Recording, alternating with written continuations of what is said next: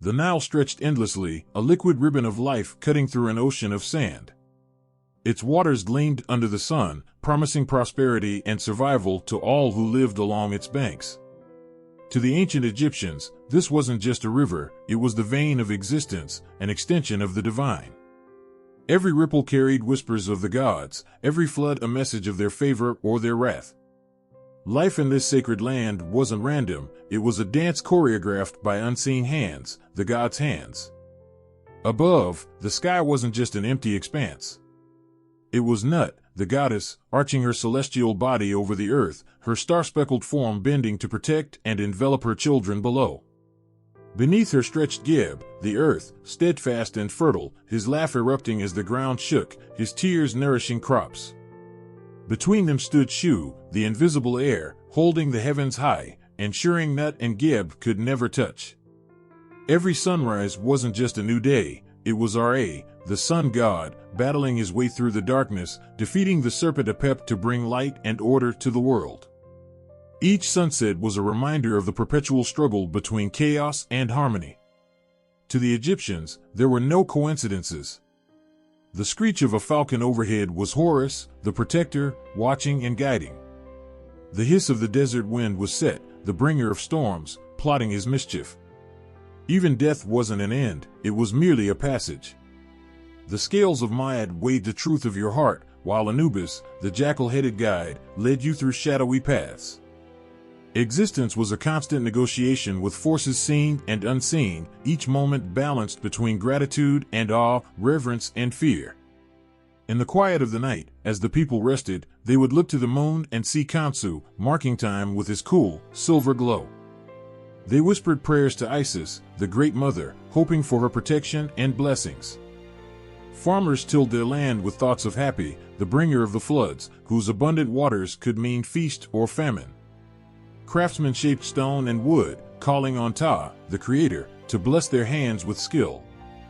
Every god was a thread in the intricate tapestry of their lives, interwoven with their daily struggles and victories.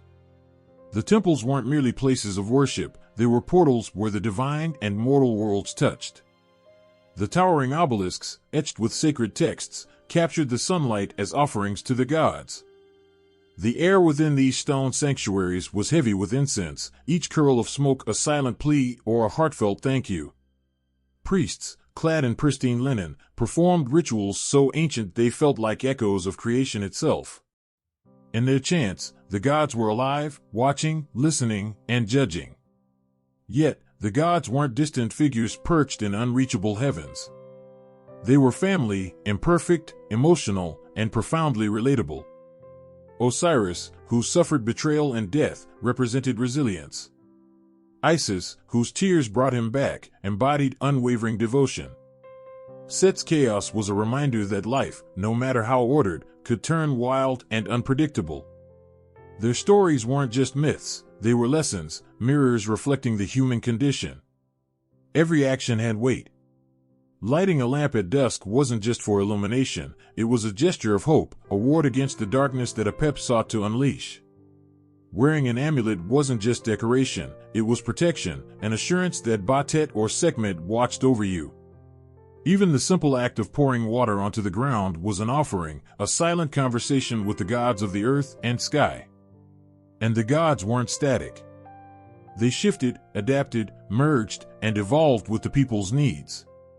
Over time, Ra became Ammonius Ra, merging the supreme creator with the hidden god of Thebes.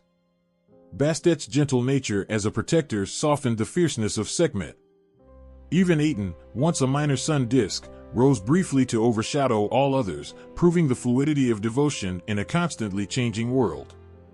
But this reverence wasn't without cost. To honor the gods meant endless toil, building colossal temples, offering sacrifices, and maintaining rituals that stretched long into the night. The kings, or pharaohs, weren't just rulers, they were intermediaries, divine in their own right, tasked with maintaining the Ma'at, the cosmic order. Their successes and failures weren't just their own, they rippled across the kingdom, binding every man, woman, and child to the gods' favor, or their fury. This was a world where faith wasn't separate from life, it was life.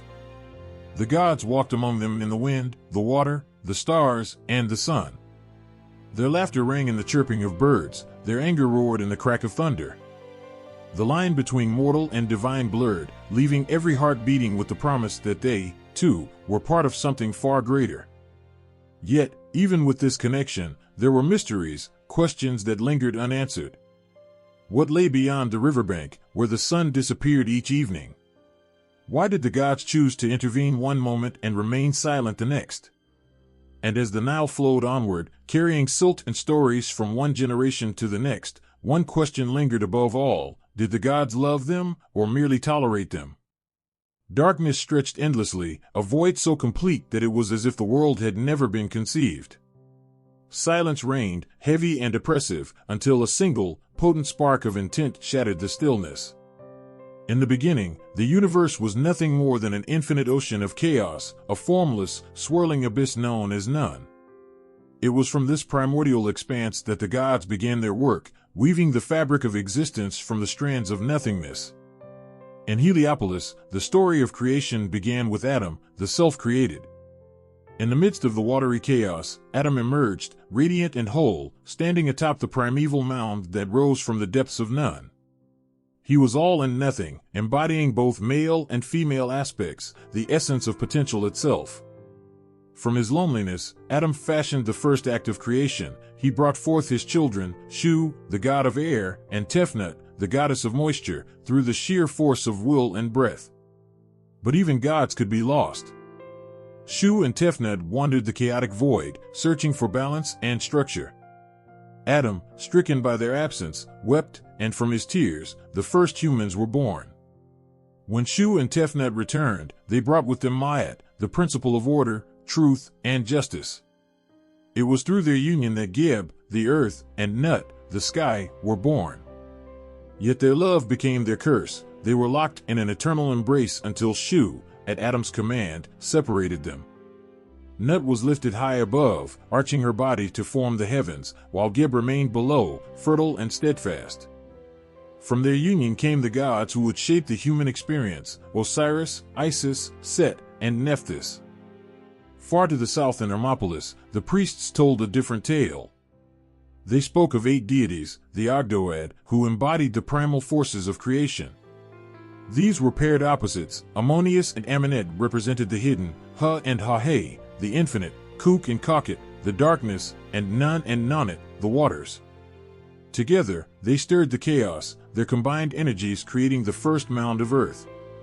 From this mound, a lotus flower bloomed, and within its petals was a divine child, radiant with the light of creation, the god Ra, the bringer of life and the ruler of the skies. The Memphite creation story, centered in the city of Ta, painted yet another picture. Here, the universe was not birthed through struggle or wandering, but through thought and word. Ta, the great craftsman, spoke existence into being. He conceived all things within his heart, the seat of the mind, and uttered their names aloud, giving them life and form. This act of divine articulation created the gods, the land, and all living beings. Ta's creation was deliberate and intellectual, a vision of harmony forged through the power of the spoken word. Though each story stood unique, they shared echoes of the same truths. The primeval waters symbolized the chaos that preceded life, the first mound a beacon of hope and stability. Whether through Adam's solitary will, the collaborative chaos of the Ogdoad, or Ta's commanding words, the act of creation was an act of defiance against the void. It was a triumph of light over darkness, order over chaos. But creation was not the end of the story. In every myth, there were traces of fragility. The gods were not infallible. They quarreled, suffered, and sought to maintain balance in a world that threatened to slip back into none. Shu's separation of Geb and Nut wasn't just a moment of triumph, it was a painful sacrifice. Geb's laughter was mixed with sorrow as he longed for Nut's embrace. Even Adam, the self-created, wrestled with loneliness, his tears a bittersweet acknowledgement of the beauty and burden of creation. These myths were more than stories, they were reflections of the human experience. The Egyptians, standing at the edge of the Nile, knew the precariousness of life. The river could give, but it could also take. The sun's rise was a promise, but its descent into the underworld reminded them of the constant battle against chaos. Their creation myths mirrored their lives, full of beauty, struggle, and a yearning for balance. And yet, as the gods worked to maintain order, one question lingered beneath the surface of every story: could the universe, so carefully woven from chaos, ever truly be safe from the waters of none? Before time had meaning and before existence took shape, there was only none. It was boundless, silent, and deep, an endless sea of chaos where no light could reach and no life could stir. In this void, there was no earth, no sky, and no stars, only an infinite, suffocating stillness. Yet, even within this nothingness, a spark lay hidden. And from this spark came Adam. Adam was not born. He simply was. A being of will and potential, Adam rose from none not as a child of chance, but as a deliberate force of creation. From the shadowy waters, a mound emerged, firm and unyielding, a solitary island in a sea of formlessness. Adam stood atop this mound, his presence radiant, his essence encompassing everything. He was neither male nor female, yet he was both. He was the beginning, the end, and everything that could ever exist. The loneliness of Adam was profound. He was the only voice in an endless silence, the only form in an eternal abyss. It was this aching solitude that compelled him to act. Without companion or aid, he reached within himself, summoning the depths of his creative power. From his body, he brought forth Shu, the god of air, and Tefnut, the goddess of moisture. In some versions of the myth, this act was described as Adam spitting them out or breathing them into being, an image that captured both his boundless creativity and his isolation. Shu and Tefnut, though divine, were still vulnerable to the chaos from which they were born. When they ventured into the darkness of none, they became lost, swallowed by the boundless waters. Adam, frantic at their absence, sent out his eye, the eye of Ra, to search for them. It was a desperate act, filled with love and longing, and when Shu and Tefnut were finally returned to him, Adam wept tears of joy. These tears fell upon the earth, and from them, humanity was born. Adam's joy was tempered by his understanding of what he had unleashed. Creation was a fragile thing, and even the gods were not immune to the forces of chaos. To bring order, Shu separated Nut, the sky, from Geb, the earth. The two lovers, once intertwined, were forced apart to maintain balance. Adam watched, knowing that this act of separation, necessary as it was, would echo through eternity as both a triumph and a wound. The role of Adam did not end with creation. He was more than a progenitor, he was the embodiment of completeness. His name itself meant the complete one, a reminder that he was both the beginning and the end of all things. In the cycles of Egyptian belief, Adam was not just the first god, but also the final one. It was said that at the end of time, when the world collapsed back into chaos, Adam would return everything to none, swallowing creation back into himself. The universe would begin and end with him, an eternal loop where chaos birthed order, and order inevitably returned to chaos. Adam was often depicted in human form, a deliberate choice that made him relatable despite his cosmic power. Yet, his imagery was layered with symbols of his duality and completeness. He held the Ankh, the key of life, and the staff of divine power, signaling his mastery over both life and death. In some representations, he appeared as a serpent, coiled and infinite, a nod to his role at the beginning and end of existence. His presence was woven into the lives of the ancient Egyptians. They saw him in the setting sun, a symbol of his journey toward the horizon where life met death, only to rise again in renewed glory. His name was whispered in prayers and etched into stone, a reminder that even in the darkest moments, creation was a deliberate act of will, and existence itself was a triumph over the void. But Adam's story was not without its questions. If he was complete, why did he create? Was it out of loneliness, duty, or a need to bring balance to the chaos of none? And as he stood atop the primeval mound, gazing out over the boundless waters, did he foresee the struggles his creation would endure, the wars, the betrayals, the endless cycle of life and death? Even now, as his name endures in ancient texts and broken monuments, the echoes of his first act ripple through time. Adam's emergence from none was not just the beginning of the gods or the world, it was the first spark of hope, a declaration that even in the face of endless chaos, creation is possible. And perhaps, within his story, lies the ultimate question: was Adam's creation an act of divine power or an act of love? Before the first breath of creation, before the first spark of light pierced the darkness, there was none. It wasn't a place or a being, but an endless expanse of primordial waters, silent, shapeless, and eternal. None was chaos, but not chaos as destruction. It was the chaos of raw potential, a boundless void from which all existence could emerge. The waters of none were infinite, stretching into horizons unseen, carrying the weight of everything that could be but wasn't yet. There were no stars, no gods, no laws to bind this vast nothingness. It was a world suspended in timelessness, neither alive nor dead, yet brimming with the seeds of both. To imagine none is to confront the overwhelming sense of unformed possibility, a canvas without edges, a silence so profound that it defied comprehension. It was both terrifying and awe-inspiring, a reminder of the fragility of order and the omnipresence of chaos. The ancient Egyptians did not fear none, they revered it. To them, it was not merely destruction or emptiness, but the birthplace of all things. It was the mother of the cosmos, the inexhaustible reservoir from which creation itself was drawn. Everything began in none, and everything, one day, would return to it. This wasn't a threat, it was a promise, a cycle as natural as the rise and fall of the Nile. But none was restless. Within its depths stirred the first stirrings of creation, a yearning for form to emerge from formlessness. The Egyptians believed that even in its stillness, none contained the potential for everything: the gods, the stars, the earth, and the fragile lives of humans.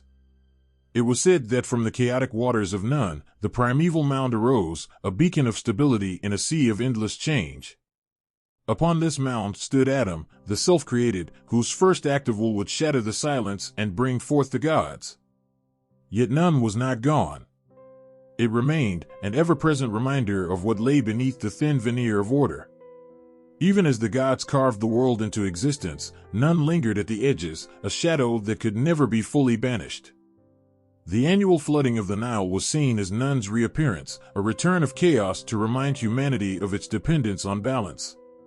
Without the floodwaters, the land would wither; without chaos, creation could not thrive. The representation of none was subtle but profound. It was often depicted as an expanse of water beneath the feet of the gods, a visual cue that chaos was both their origin and their foundation. Sometimes, it took a human form, a deity with arms raised, supporting the heavens. This image wasn't one of menace but of quiet strength, holding up the cosmos while remaining hidden in the background. None was both creator and sustainer, a paradox that resonated deeply with the Egyptians' understanding of life. For the Egyptians, none wasn't a relic of the past. It was alive, ever-present, and integral to their world. It flowed in the river, it echoed in the storms, and it waited in the stillness of night. None was a force that could not be tamed, only respected. The gods themselves were born of it, and despite their power, they were bound by the rules of the universe it had set in motion. Ma'at, the principle of cosmic order, was their answer to none's chaos, a fragile balance that had to be maintained to keep the world from slipping back into the abyss. But there was always a sense of inevitability. The Egyptians believed that at the end of time, the universe would collapse back into none. The stars would fade, the gods would fall silent, and the primeval waters would rise again to reclaim what was theirs. This wasn't an ending to be feared, it was simply the way of things. Just as chaos had once given birth to order, so too would order one day dissolve back into chaos, completing the cycle. And yet, for all its vastness, none remained unknowable. No prayer could reach it, no temple could contain it. It was not a deity to be worshipped, but a force to be acknowledged, a silent, ever-present truth. When the Egyptians gazed into the depths of the Nile, they saw more than water, they saw the reflection of none, the chaos that had birthed their gods, their world, and their lives. But none's story doesn't end with creation. It lingers in every shadow, every flood, every quiet moment when the world feels still and boundless. It's a reminder that chaos isn't the enemy of order, It is its beginning, its foundation, and, perhaps, its ultimate destiny. What then, if anything, could truly withstand none's embrace? In the shadows of eternity, before the first sunrise or the whisper of creation, there existed the Ogdoad, 8 primordial forces that embodied the essence of the universe's earliest form. These deities were not beings of flesh and blood but manifestations of ideas, abstract yet alive, tangible only through their influence. They existed in pairs, male and female, complementing and balancing one another. Together, they were the embodiment of duality, the union of opposites, and the chaotic potential that preceded order. The Ogdoad resided in Hermopolis, the city of 8, where their sacred presence infused the land with a sense of ancient mystery. They were the architects of the universe's foundation, their actions giving rise to the first spark of creation. To understand them is to glimpse the thoughts of the cosmos before it awakened. Each pair represented a fundamental aspect of the primordial chaos. Ammonius and Amunet, the hidden and the concealed. Ammonius, whose name meant the hidden one, represented the mystery that lies at the heart of existence. Amunet, his counterpart, embodied the veiled nature of beginnings, the secrets waiting to be uncovered. Together, they were the unseen forces that held everything together, the silent whispers that stirred within the void. Nun and Nonet, the boundless waters. Nun symbolized the vast, infinite ocean from which all things emerged, while Nonet was its feminine counterpart, nurturing and sustaining. They were the essence of chaos, both destructive and brimming with potential. Their presence reminded the Egyptians that creation and destruction were two sides of the same coin. Kuk and Kakhet, darkness and obscurity. Kuk represented the impenetrable darkness that blanketed the cosmos before the dawn, a darkness not of fear but of endless possibilities. Kakhet, his partner, was the feminine embrace of this obscurity, a womb from which light and life could emerge. Their existence was a reminder that clarity can only arise from shadow.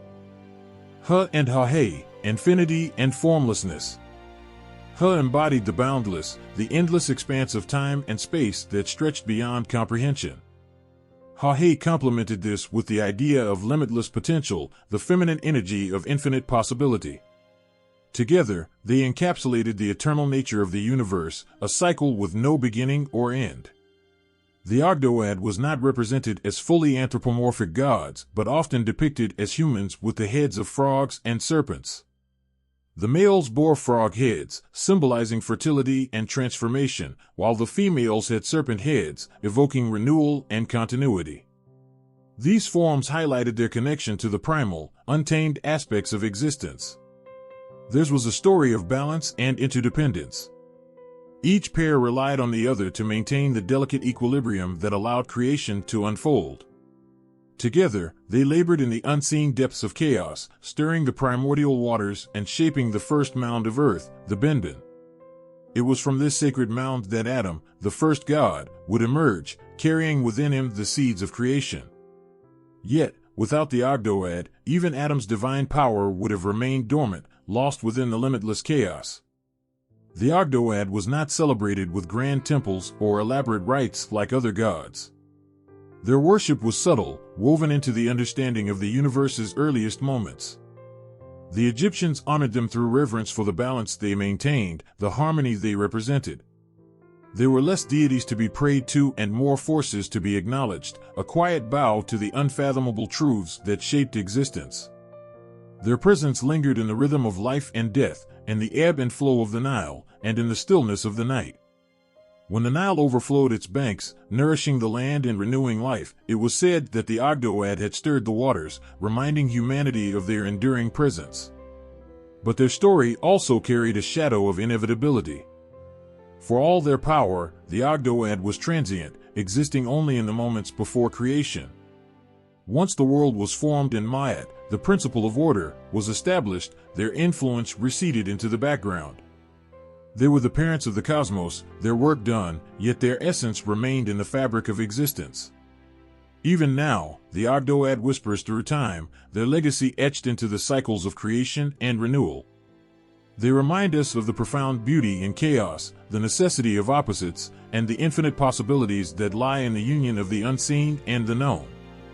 What would it mean to touch such boundless energy, to feel the pulse of infinity before the first spark of light? Perhaps it's a question only the Ogdoad could answer.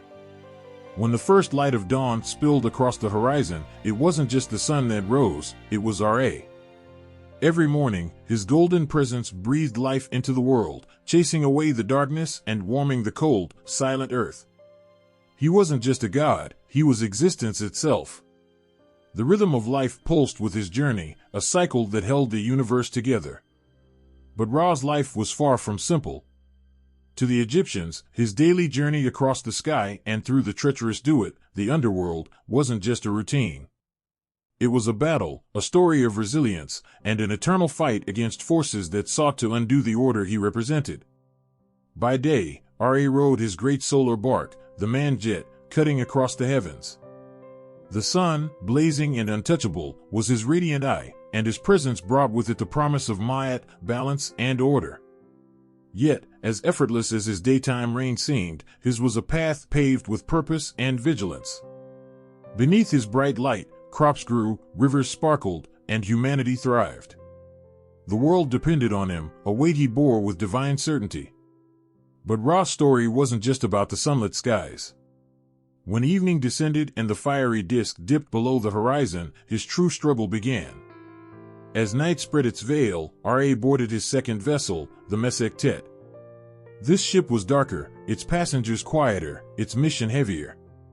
He began his perilous journey through the Duat, the realm of the dead, a shadowed labyrinth of chaos and danger. In the Duat, the stakes were as high as the heavens. This was the domain of Apophis, the great serpent of chaos, whose sole purpose was to destroy Ra and plunge the cosmos into eternal darkness. Apophis was a force beyond comprehension, a being whose presence twisted the air and whose movements churned the waters of the underworld. Every night, without fail, he lay in wait for Ra, his jaws wide, his body coiled with venomous intent. Ra was not alone in this battle. Alongside him were a host of divine allies. Ma'at, the goddess of truth, stood steadfast at the prow, ensuring that order remained even in the face of chaos. Set, the often misunderstood god of storms and strength, wielded his might against Apophis, fending off the serpent's relentless attacks.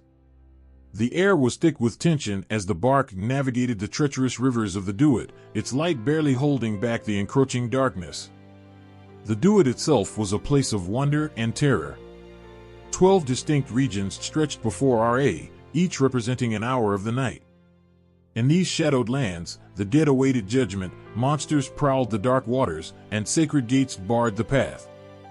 At every gate, Ra spoke secret words, unlocking passage and affirming his divine authority. His journey wasn't just a physical traversal, it was a reaffirmation of his power, his role as the protector and sustainer of life. But it was the final hours that tested him most. As the night deepened, Apophis would rise in his full terrible glory, his serpent form writhing and coiling, attempting to devour the bark whole. This wasn't a metaphorical struggle. To the Egyptians, it was as real as the Nile itself. If Ra faltered, if his allies wavered, the serpent would triumph, and the world would be plunged into chaos. The tension was unbearable. Would the sun rise again? Or would the night last forever? Each night, through courage, cunning, and the unyielding power of Ma'at, Ra triumphed. Apophis was defeated, though never permanently. Chaos could not be destroyed, only kept at bay. As dawn approached, Ra emerged victorious, his light breaking through the eastern horizon. The first rays of sunlight stretched across the land, and the world stirred back to life. The people rejoiced, knowing that the cycle was unbroken. But this victory came at a cost. The Egyptians believed that Ra grew older with each journey, his strength gradually waning. The burden of his eternal task wore on him, and it was said that eventually he retreated from the earth, leaving the world in the hands of other gods. Yet, even as he aged, he never ceased his journey. His resilience became a symbol of endurance, a reminder that order, no matter how fragile, could be maintained. As Ra ascended once more, his bright bark now ruling the sky, the world below basked in his light.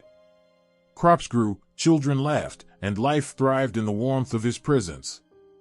Yet, somewhere in the shadows of the horizon, Apophis stirred, waiting for the moment when night would fall again. The eternal battle loomed, as relentless and cyclical as the sun's rise and set. It wasn't just the gods who had a stake in this story. Humanity, too, played its part. Prayers were whispered, hymns were sung, and rituals were performed to aid Ra in his nightly fight. In every flicker of a lamp and every glowing ember, humans tried to mimic the sun's defiance against the dark. They believed their devotion helped strengthen him, a small but significant contribution to the balance of the cosmos. The story of Ra's journey wasn't merely an explanation of the sun's movement, it was a reflection of life itself. The constant battle between light and dark, order and chaos, was a cycle all being shared. And just as Ra emerged each morning, triumphant yet wearied, so too did the people rise to face their own challenges, renewed by the promise of another day. In the beginning, when the first spark of existence emerged from the abyss of chaos, two forces came into being, Shu and Tefnut. They were more than just the first divine pair, they were the essence of balance itself, the forces that separated the boundless sky from the ever-reaching waters, creating the space where life could thrive. Without them, the world would have collapsed back into the swirling, suffocating void of none. Shu, the god of air, was born with a weightless grace, a breath that both held the heavens aloft and provided the gentle breeze that kissed the earth. He was the unseen force, a protector who ensured that the sky did not crush the land. His presence was constant but rarely noticed, like the air itself, vital yet unassuming. With his arms stretched high, he bore the burden of supporting the sky goddess Nut, ensuring the separation from the earth god Geb. Without Shu, the two would merge, plunging creation into chaos. Beside him was Tefnut, the goddess of moisture, the lifeblood of existence. She was the shimmering dew that clung to the leaves at dawn, the refreshing rains that nourished the parched earth, and the humidity that hung heavy in the air. Where Shu was light and intangible, Tefnut was tangible, vital, and nurturing. She represented the interconnectedness of all life, for without moisture, the breath of air would be dry, barren, and lifeless. Together, they formed the first balance, their union a harmony that echoed through all of creation. But their story wasn't one of simple existence, it was one of loss, resilience, and reunion, a tale that revealed the fragility and strength of order. In the earliest days, Ra, the sun god and their father, looked upon his creations and was proud. Yet even the gods are not immune to the pull of exploration, curiosity, and independence. One day, Shu and Tefnut wandered far from their father, venturing into the unknown. Perhaps they sought to understand the vastness of what had been created, or perhaps they simply wished to find their place in it. Whatever their reasons, their absence was keenly felt. The world, in their absence, faltered.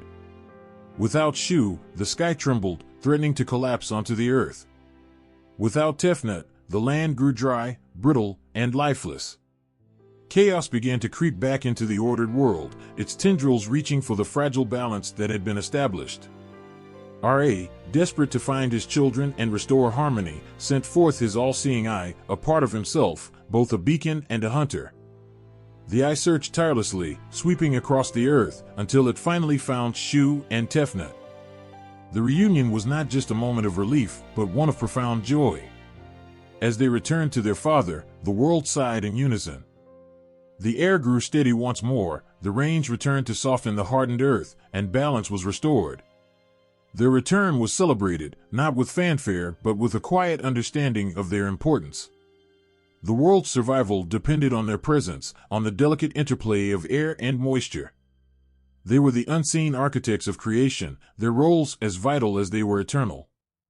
But their story doesn't end with their reunion. Shu and Tefnut gave birth to Nut, the sky, and Geb, the earth, another pair whose dynamic interplay would define existence. In their children, the legacy of balance continued, and yet, as all parents do, Shu and Tefnut faced challenges in guiding them.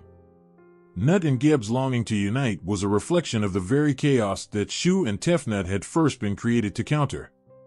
With heavy hearts, Shu was forced to intervene. Stretching himself between Nut and Geb, he held them apart, creating the space where life could exist, a space where the winds could blow and the rains could fall. His role as the separator was both his duty and his sacrifice. Tefnut, meanwhile, became the intermediary, her moisture bridging the gap between sky and earth. The rains fell from Nut's embrace, nourishing Geb's fertile soil. Her presence soothed the separation, ensuring that life could flourish despite the divide. Their story is a testament to the intricate balance of existence. Shu and Tefnut are not just gods, they are the forces that remind us of the delicate harmony required to sustain life. The air we breathe and the moisture that sustains us are not mere elements, they are divine gifts, born of a love and unity that transcends time. And as their tale unfolds, their influence ripples through the generations of gods that follow. Every storm, every gust of wind, every drop of rain carries a whisper of Shu and Tefnut, a reminder that the forces of balance are ever present, ever watchful, and ever vital. Yet, as the winds rise and the rains fall, one can't help but feel a subtle shift, an unspoken tension that leads us toward the next chapter of this unfolding cosmic story. In the stillness of the nascent world, where chaos had been tamed and order delicately woven, two forces longed for one another with an intensity that defied the cosmos. Geb, the earth, and Nut, the sky, were bound by an unbreakable connection, a love so profound that it defied the boundaries of creation itself. Yet, theirs was a union the universe could not endure, for it threatened to collapse the fragile balance that allowed life to flourish. Nut, the sky, arched above in endless expanse, her star-studded body a canopy of wonder.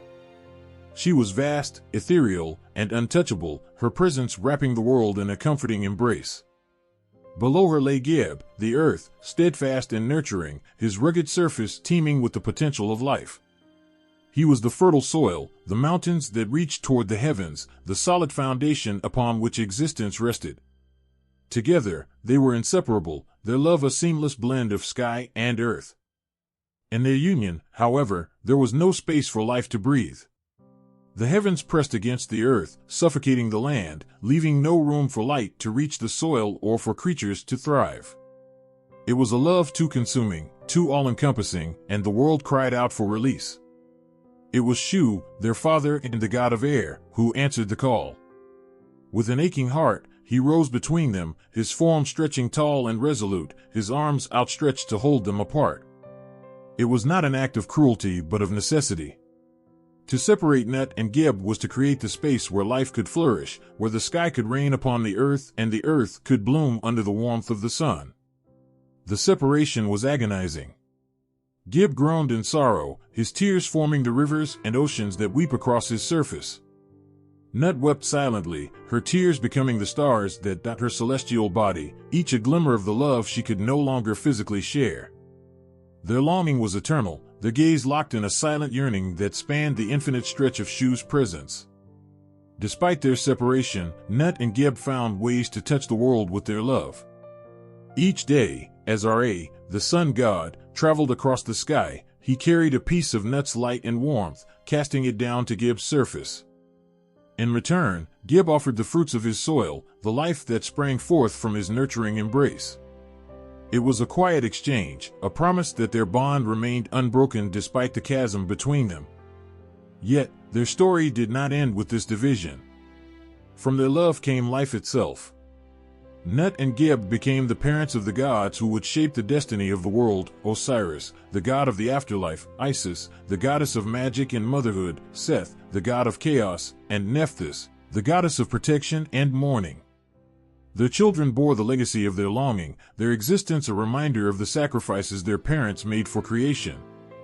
Even the cycles of day and night carried the echoes of their love.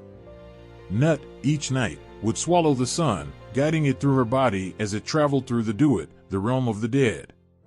At dawn, she would birth it again, returning light to Geb's waiting surface.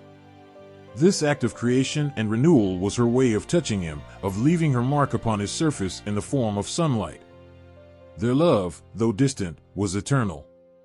Nut and Geb taught the world the beauty of sacrifice, the strength found in enduring longing, and the bittersweet nature of love that transcends physical boundaries. They showed that even in separation, there could be connection, and even in sorrow, there could be creation. But their story was not without its shadows. In the quiet of the night, when the stars whispered their secrets, one could feel the tension of what might come next. Nut's body shimmered with unspoken truths, and Geb's surface trembled with a deep, ancient knowledge. As the heavens arched high and the earth lay firm below, there was a stirring, a sense that the balance they had fought so hard to maintain might soon face its greatest test. In the vast sands of ancient Egypt, where the Nile flowed as the lifeblood of a civilization, there was once a king whose reign was as gentle as the river's caress and as bountiful as its flooding waters. Osiris, the god of the afterlife, stood as the embodiment of harmony and renewal. Loved by his people and cherished by the gods, his name echoed through temples and across harvest fields. Yet, his story was not one of endless peace but of betrayal, death, and a resurrection that reshaped the very fabric of existence. Osiris was a just and noble ruler, his wisdom bringing order to the world. Under his guidance, humanity learned to sow the seeds of life, to build, to love, and to honor the gods. He was the king who taught mortals the secrets of the earth and the rhythms of the heavens. But in his shadow lurked envy, a seething hatred in the heart of his own brother, Seth. The god of chaos could not bear to see Osiris bask in glory, his light illuminating every corner of the world. Osiris's fate was sealed on a day that began with celebration. Seth, wearing a mask of brotherly affection, organized a grand feast in honor of Osiris. The air was filled with music, laughter, and the sweet scent of offerings. Amid the revelry, Seth unveiled a magnificent chest, crafted with unparalleled beauty. He declared it a gift, promising it to the one whose body fit perfectly within its confines. One by one, the gods tried to lie in the chest, but none matched its dimensions. When it was Osiris's turn, he stepped into the box, his tall and regal form fitting it as if it had been made for him, and indeed, it had. Before Osiris could rise, Seth and his accomplices slammed the lid shut, sealing it with molten lead. The laughter of the feast turned to gasps as Seth's plot unfolded. The chest, now a coffin, was cast into the Nile, carrying Osiris to his watery grave. The world darkened in the absence of Osiris. Crops withered, the Nile faltered, and the order he had so carefully nurtured began to unravel. Yet, even in death, his story was not over.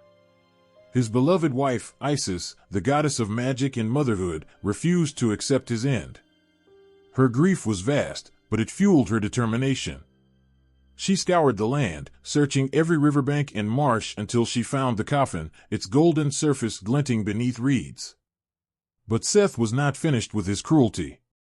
Discovering Isis's efforts to restore her husband, he tore Osiris's body into 14 pieces and scattered them across Egypt, ensuring that no one place could ever house his brother's essence.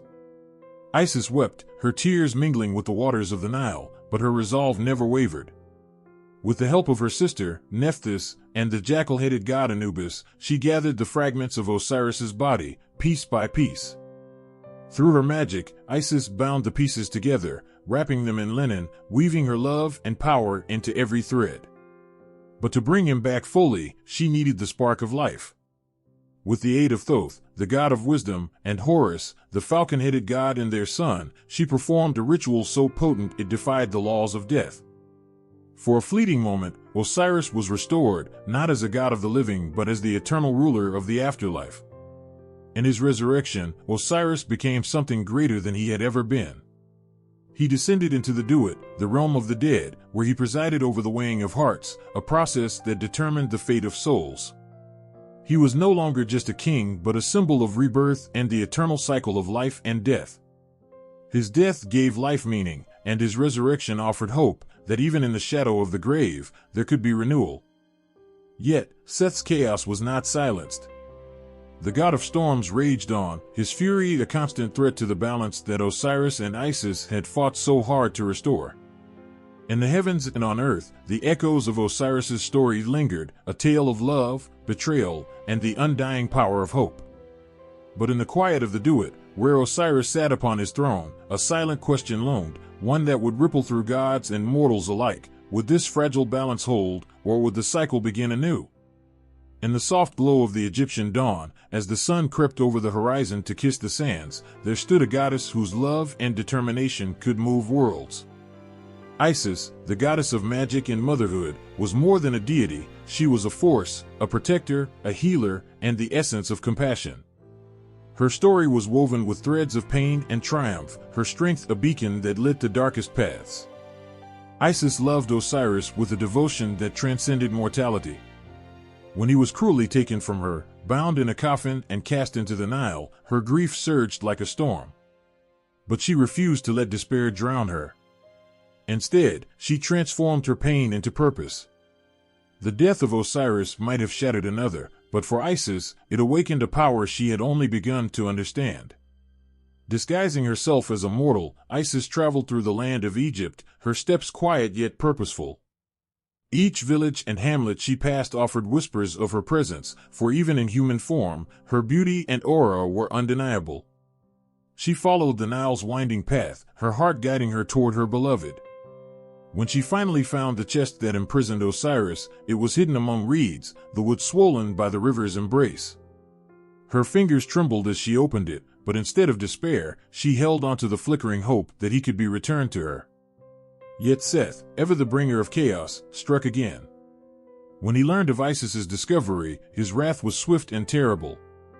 He tore Osiris's body into pieces, scattering them across Egypt in a bid to extinguish any hope of restoration. The act would have broken a lesser heart, but not Isis. With her sister Nephthys by her side, she scoured every corner of the land, every desert plain, and every marsh. Each piece she found was a small victory, a testament to her unwavering resolve. Her journey was not without peril. Seth's minions lurked, shadows waiting to pounce, but Isis wielded her magic with precision and strength. Her spells were not born from anger but from love, a magic so pure it seemed to hum in the air around her. With each piece of Osiris she reclaimed, she wove together a part of his essence, her hands tender yet firm. When the final fragment was found, Isis called upon all her divine power. With the help of Anubis, the god of mummification, she wrapped Osiris in linen, creating the first mummy. But the spark of life was needed, and for this, she turned to the wisdom of Thoth and the strength of her own heart. Her incantations rang through the heavens, words so ancient and powerful that they resonated with the very fabric of existence. And then, in a moment suspended between breath and eternity, Osiris opened his eyes. Though his resurrection was brief, it was enough to change the world. From their union, Horus was conceived, a child destined to challenge Seth and restore balance. Isis, now a mother, became a protector like no other. As Horus grew, Seth sought to destroy him, but Isis shielded her son with unmatched ferocity and cunning. There is a tale told of how Horus, as a boy, was poisoned by a scorpion's sting. Isis, frantic and resolute, called upon the gods and the spirits of the earth to save him. Her prayers, imbued with the raw power of a mother's love, reached even the edges of the duat. The poison was purged, and Horus was restored, his survival a testament to her strength. Through her trials, Isis became more than a goddess of magic, she was the embodiment of resilience. Her every action was a lesson in courage, her every spell a reminder that love could conquer even the chaos of Seth. But as she cradled her son in her arms, her gaze often wandered to the horizon, where the faint echoes of Osiris's voice lingered. What she had restored was not fully hers, yet her love for him remained undiminished. The world watched her with reverence and awe, for Isis was not just a figure of worship. She was a promise that no matter how great the darkness, the light of love and determination would always shine brighter. But the battle against Seth was far from over, and her son, Horus, would soon face the challenges of a legacy born from pain and triumph. Beneath the searing sun of Egypt's vast desert, where the sands whispered secrets and the wind carried the scent of ancient tension, a figure stood alone, his presence both commanding and foreboding. Set, the god of chaos in the desert, was no ordinary deity. His eyes burned like embers, filled with a feral intensity that could ignite fear in gods and mortals alike. He was the storm that disrupted calm, the shadow that lingered where light dared to shine.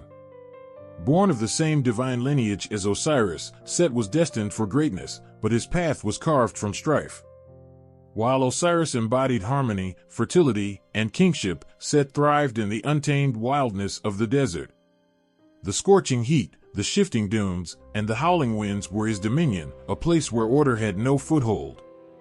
It was not merely a physical space, but a reflection of his very nature, a force of chaos that disrupted, challenged, and reshaped. But chaos is not always born of malice. In his early days, Set was a protector, a warrior who stood against the serpent Apophis to safeguard Ra's solar bark during its nightly journey through the Duat. Yet even amidst his acts of valor, something dark simmered beneath the surface. The seeds of rivalry were sown long before they bore fruit, as the balance between him and his brother began to tilt. Osiris, with his charisma and wisdom, ascended to the throne of Egypt, beloved by gods and men. His reign brought prosperity, unity, and order, yet to Set, it cast a shadow that only deepened as the world seemed to revere Osiris while overlooking Set's contributions. The jealousy that took root in Set's heart was not a fleeting emotion, it was a tempest, growing stronger with each passing day. The breaking point came during a grand feast, where Set unveiled his plot with calculated cruelty. He presented a magnificent chest, carved and decorated to perfection, claiming it would belong to anyone who fit perfectly within it. The gods, intrigued and unsuspecting, took turns trying, but none succeeded until Osiris. When Osiris lay down in the chest, Set's followers slammed the lid shut and sealed it with molten lead.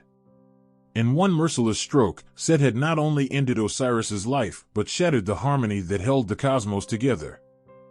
What followed was a saga of grief and vengeance.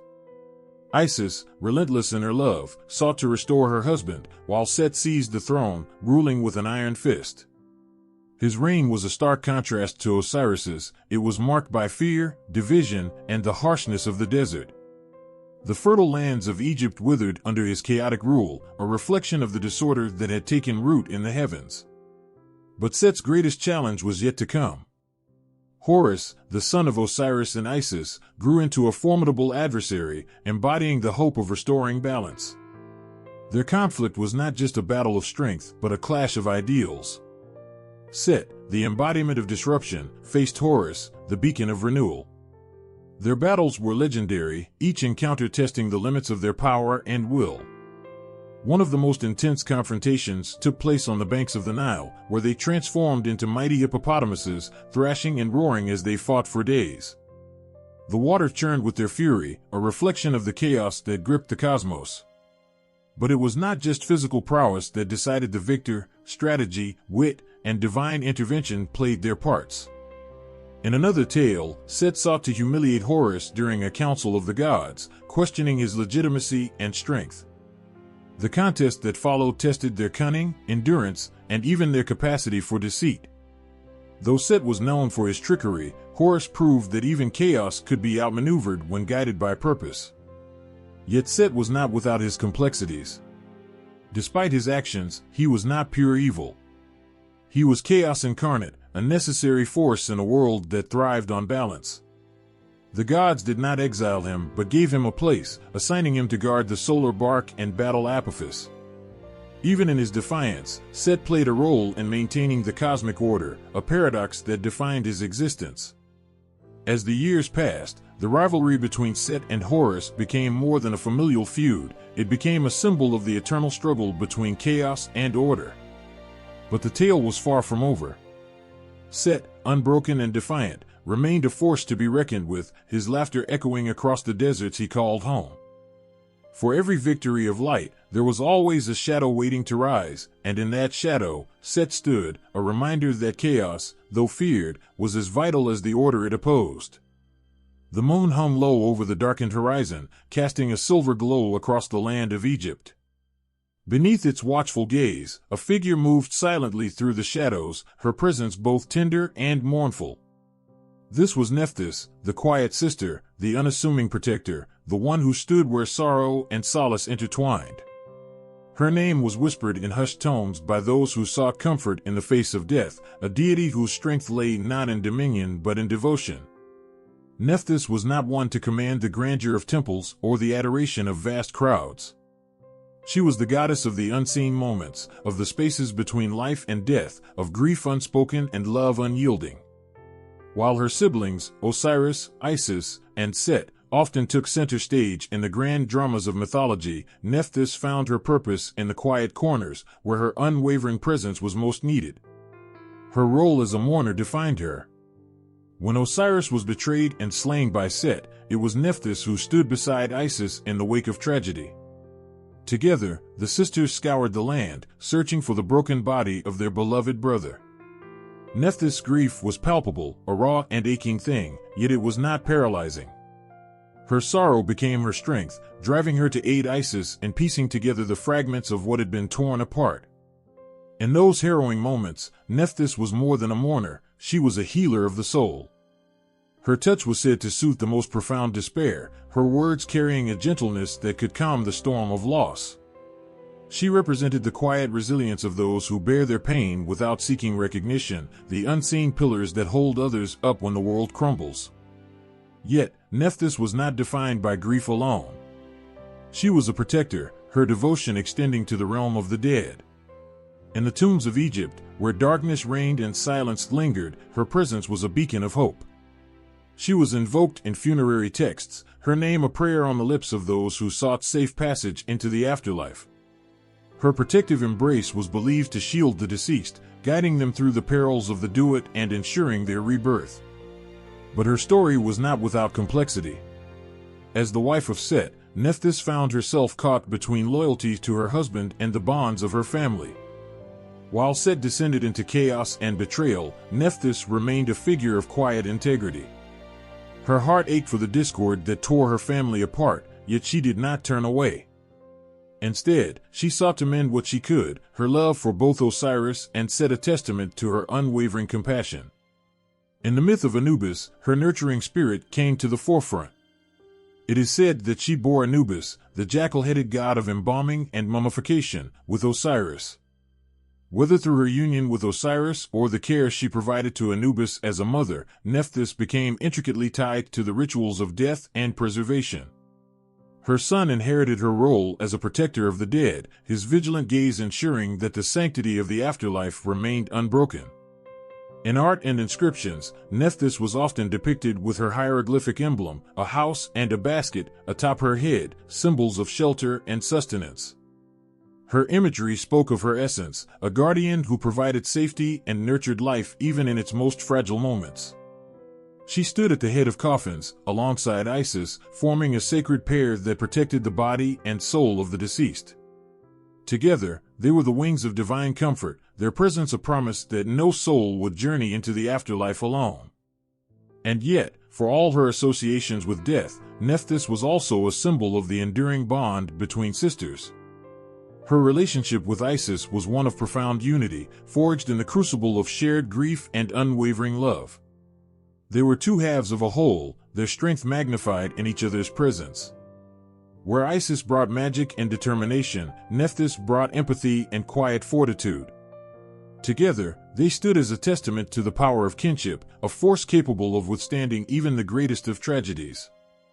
As the stars glittered above, Nephthys remained steadfast, her gaze fixed on the horizon where the souls of the departed journeyed. She was the silent witness to their passage, her role uncelebrated but indispensable. For every tear shed, every whispered prayer, every moment of despair met with quiet courage, there was Nephthys, the goddess who turned mourning into a sacred act of love. And as the world moved on, her presence lingered, a gentle reminder that even in the shadow of death, there is beauty in the bonds that endure. The winds whipped fiercely across the Nile, carrying the scent of battle, the promise of something epic, something inevitable. On one side, there stood the young god Horus, his falcon eyes burning with determination, his wings spread wide to symbolize his unyielding strength.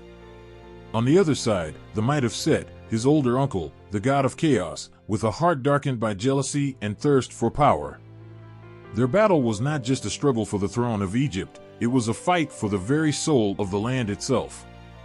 In the ancient world, where every god and every human was bound by the invisible threads of fate, Horus stood as the beacon of hope, the embodiment of light and order, while Set represented chaos, darkness, and destruction. This battle between uncle and nephew was more than personal, it was the clash of two cosmic forces, the eternal struggle between good and evil, order and disorder, life and death. Born to Osiris and Isis, Horus was destined to lead.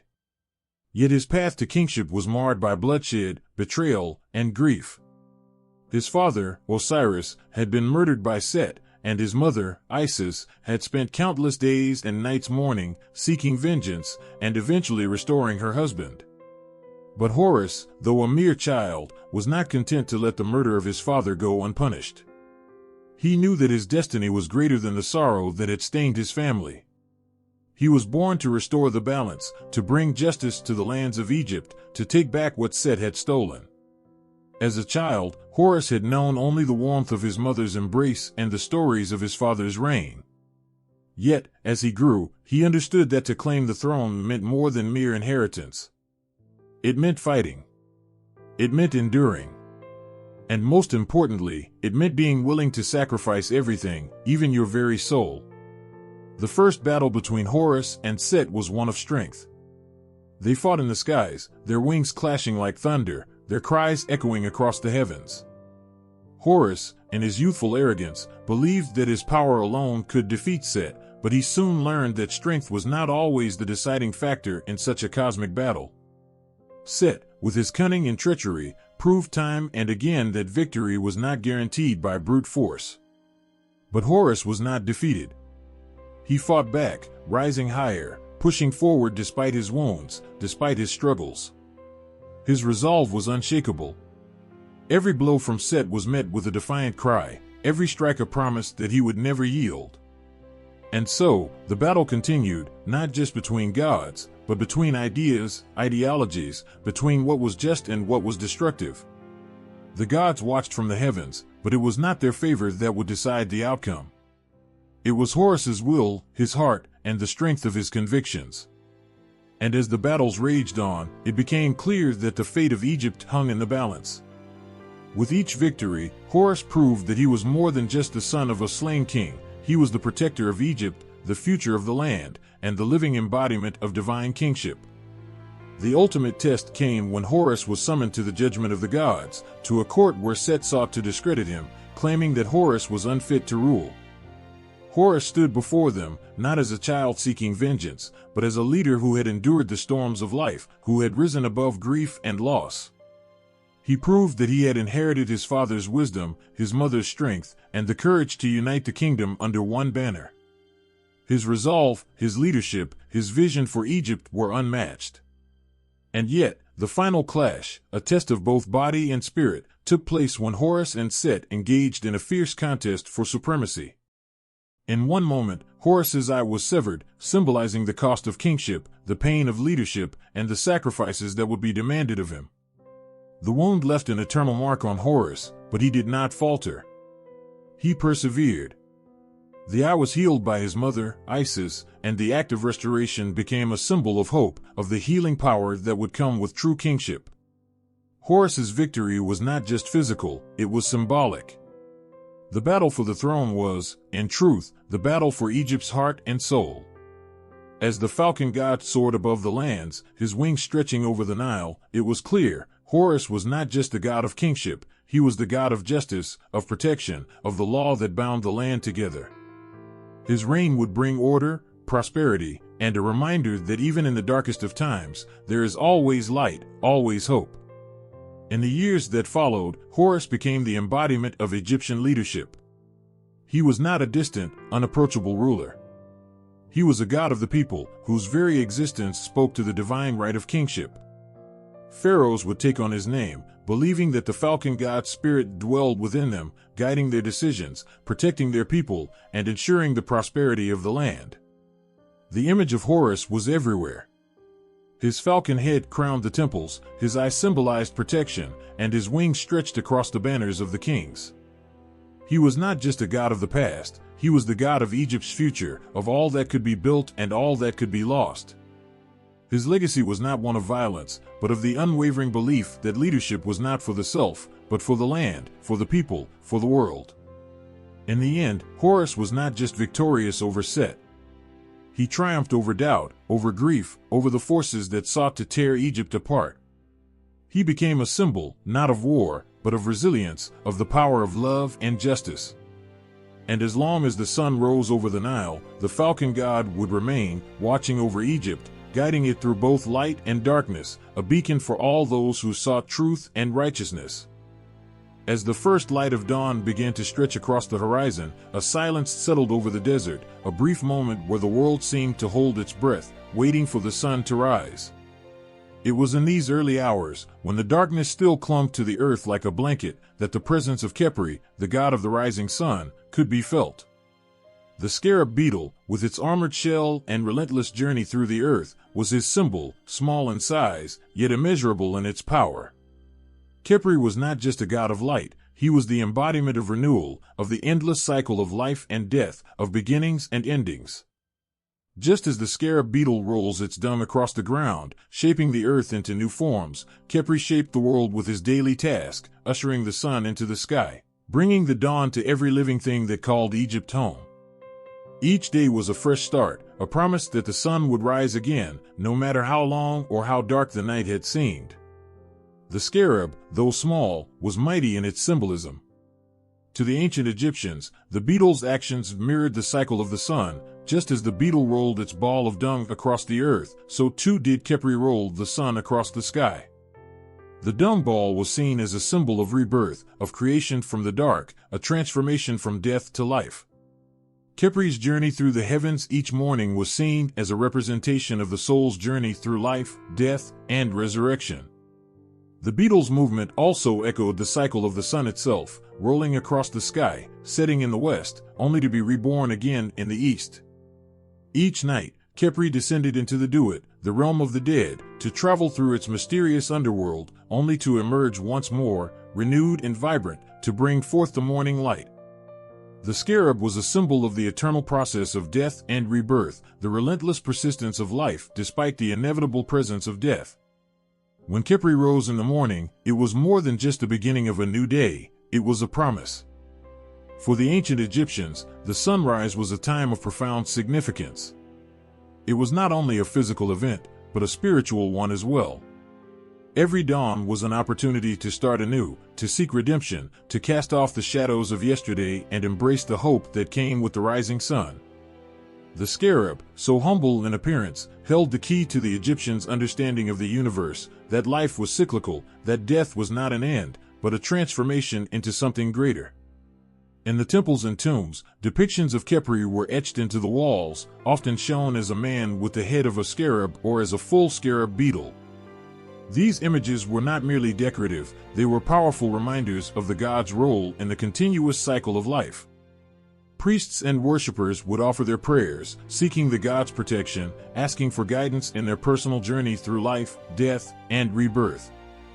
For the Egyptians, the rising sun was not just a natural occurrence, but a sacred event that bound them to the gods, a divine assurance that, just as the sun rose again each day, so too would their souls rise again after death. In the tombs of the pharaohs, scarabs were placed with the dead, tiny figures of the beetle, carved from stone or molded in metal, to serve as guardians for the soul on its journey to the afterlife. These scarabs were not just symbols of rebirth, but of protection. Khepri, as the god who made the sun rise, was the ultimate protector of the soul's journey through the dark and uncertain realm of the dead. The scarabs acted as spiritual guides, ensuring that the soul would be reborn in the afterlife, just as the sun was reborn each morning. But the symbolism of Khepri was not only confined to the realm of the dead. The daily sunrise, where the god's power was visible to all, was a moment of pure, untainted hope. People would gather at dawn, their faces turned to the east, watching in awe as the first rays of sunlight began to paint the world in gold and pink. The rising sun, to them, was the beginning of everything good and pure, a symbol that, no matter what darkness had taken hold during the night, the light would return. Khepri was not just the god of the rising sun, he was the embodiment of the relentless, unyielding power of hope. The ancient Egyptians believed that Khepri's journey was symbolic of their own lives. The sun would rise every day, just as the soul would find its way back to the light. Even when life felt like a struggle, when the darkness seemed unending, Khepri reminded them that the dawn would always come. And when it did, it was a rebirth, a chance to start over, to embrace the warmth of the sun, to take in the promise that each day held. The scarab beetle, rolling its ball of dung through the earth, was a symbol of that constant effort, that unrelenting drive forward, always towards the light, always towards the next chapter. In every sunrise, the ancient Egyptians saw not just a physical phenomenon, but a spiritual one. The morning was a gift, an affirmation of life itself. And as long as Khepri's light bathed the earth, there was always the potential for transformation, for new beginnings, for rebirth. And so, the cycle continued, day after day, year after year, as long as the sun rose and set across the skies of Egypt. Khepri, through the simple, yet profound, act of rolling the sun into the sky, provided the very rhythm of existence, reminding all who looked upon the dawn that life is ever-changing, ever-evolving, and that, no matter how dark the night, the sun will always rise again. As the sun dipped below the horizon, casting its final golden rays across the desert, the world of Egypt slipped into darkness, yet the night sky was far from empty. There, in the vast expanse of the heavens, the moon began to emerge, silent, patient, and unwavering. Khonsu, the god of the moon, took his place among the stars, his silver light illuminating the night with a calm, ethereal glow. The Egyptians, who had long since woven their lives into the fabric of the cosmos, saw him not just as a distant, cold rock in the sky, but as an active force that shaped their lives with his changing phases. Khonsu was not just the keeper of the moon, he was the keeper of time itself. His cycle, the waxing and waning of his light, was a perfect metaphor for the passage of time, the inevitable shift from one moment to the next, the way everything in life ebbed and flowed. Just as the moon grew from a sliver into a full, radiant orb, and then faded back into shadow, so too did the events of the world follow a similar rhythm. For the ancient Egyptians, who measured their lives by the stars, the movement of Khonsu across the sky was a reminder that time, though fleeting, was also sacred. The moon's phases were not just a natural phenomenon to be observed, they were a divine act.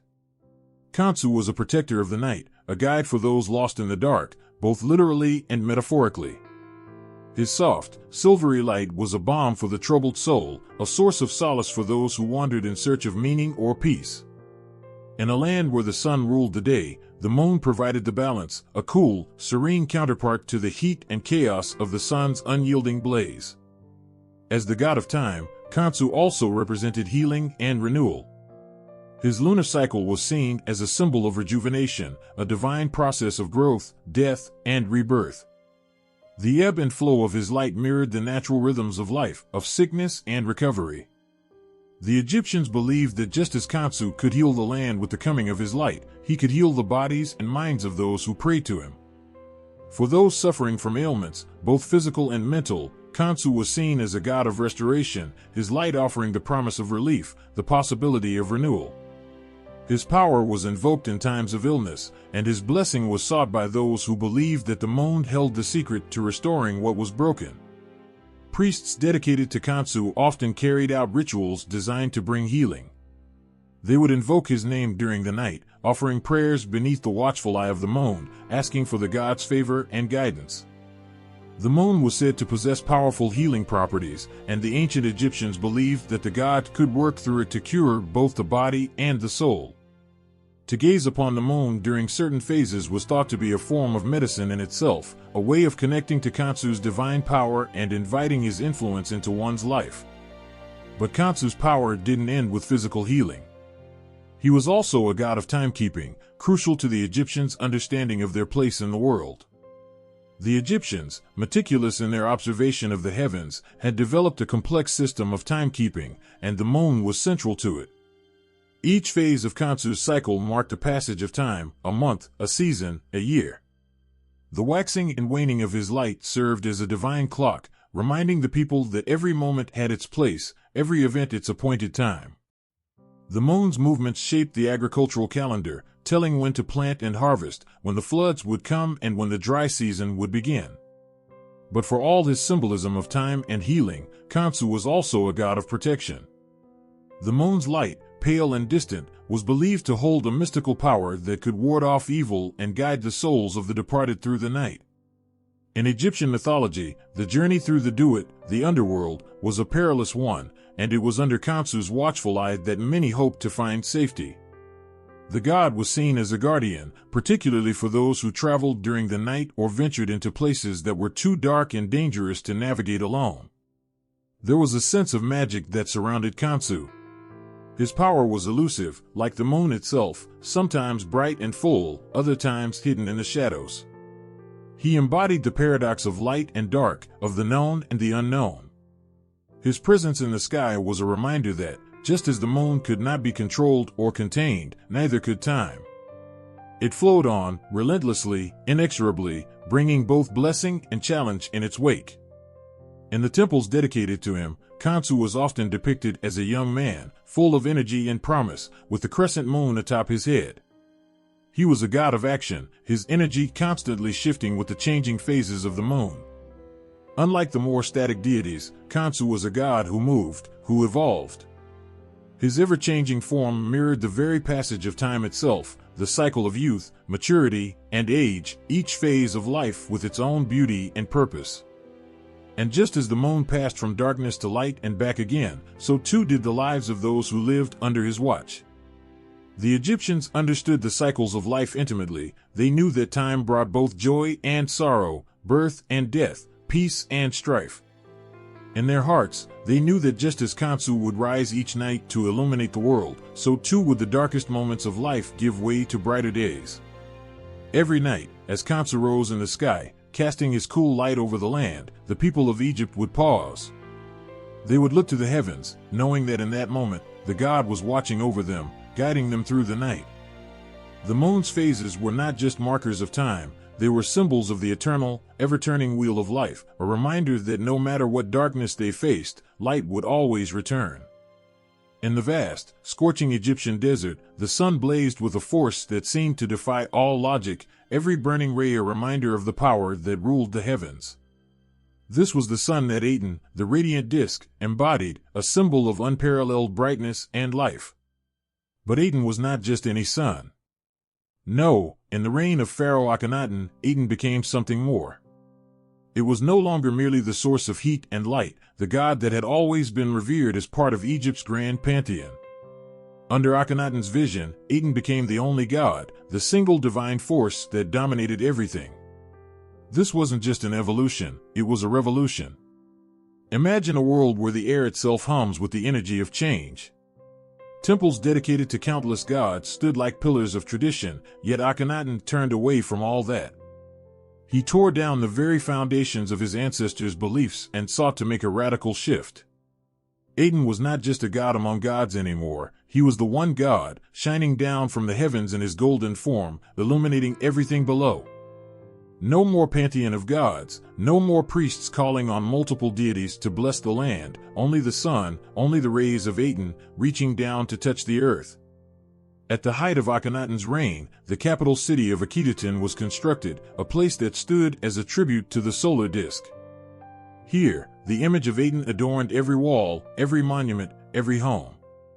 His radiant light extended from the central disk, shining rays down upon the pharaoh and his family, but this was not just an abstract symbol of power. The rays themselves were depicted as hands, reaching down to give life, to give breath. Aten's influence, in this vision, was all-encompassing. There was no other deity needed, his warmth and life-giving rays could heal, nourish, and sustain all things. The pharaoh Akhenaten, his queen Nefertiti, and their children were the earthly representatives of this supreme god.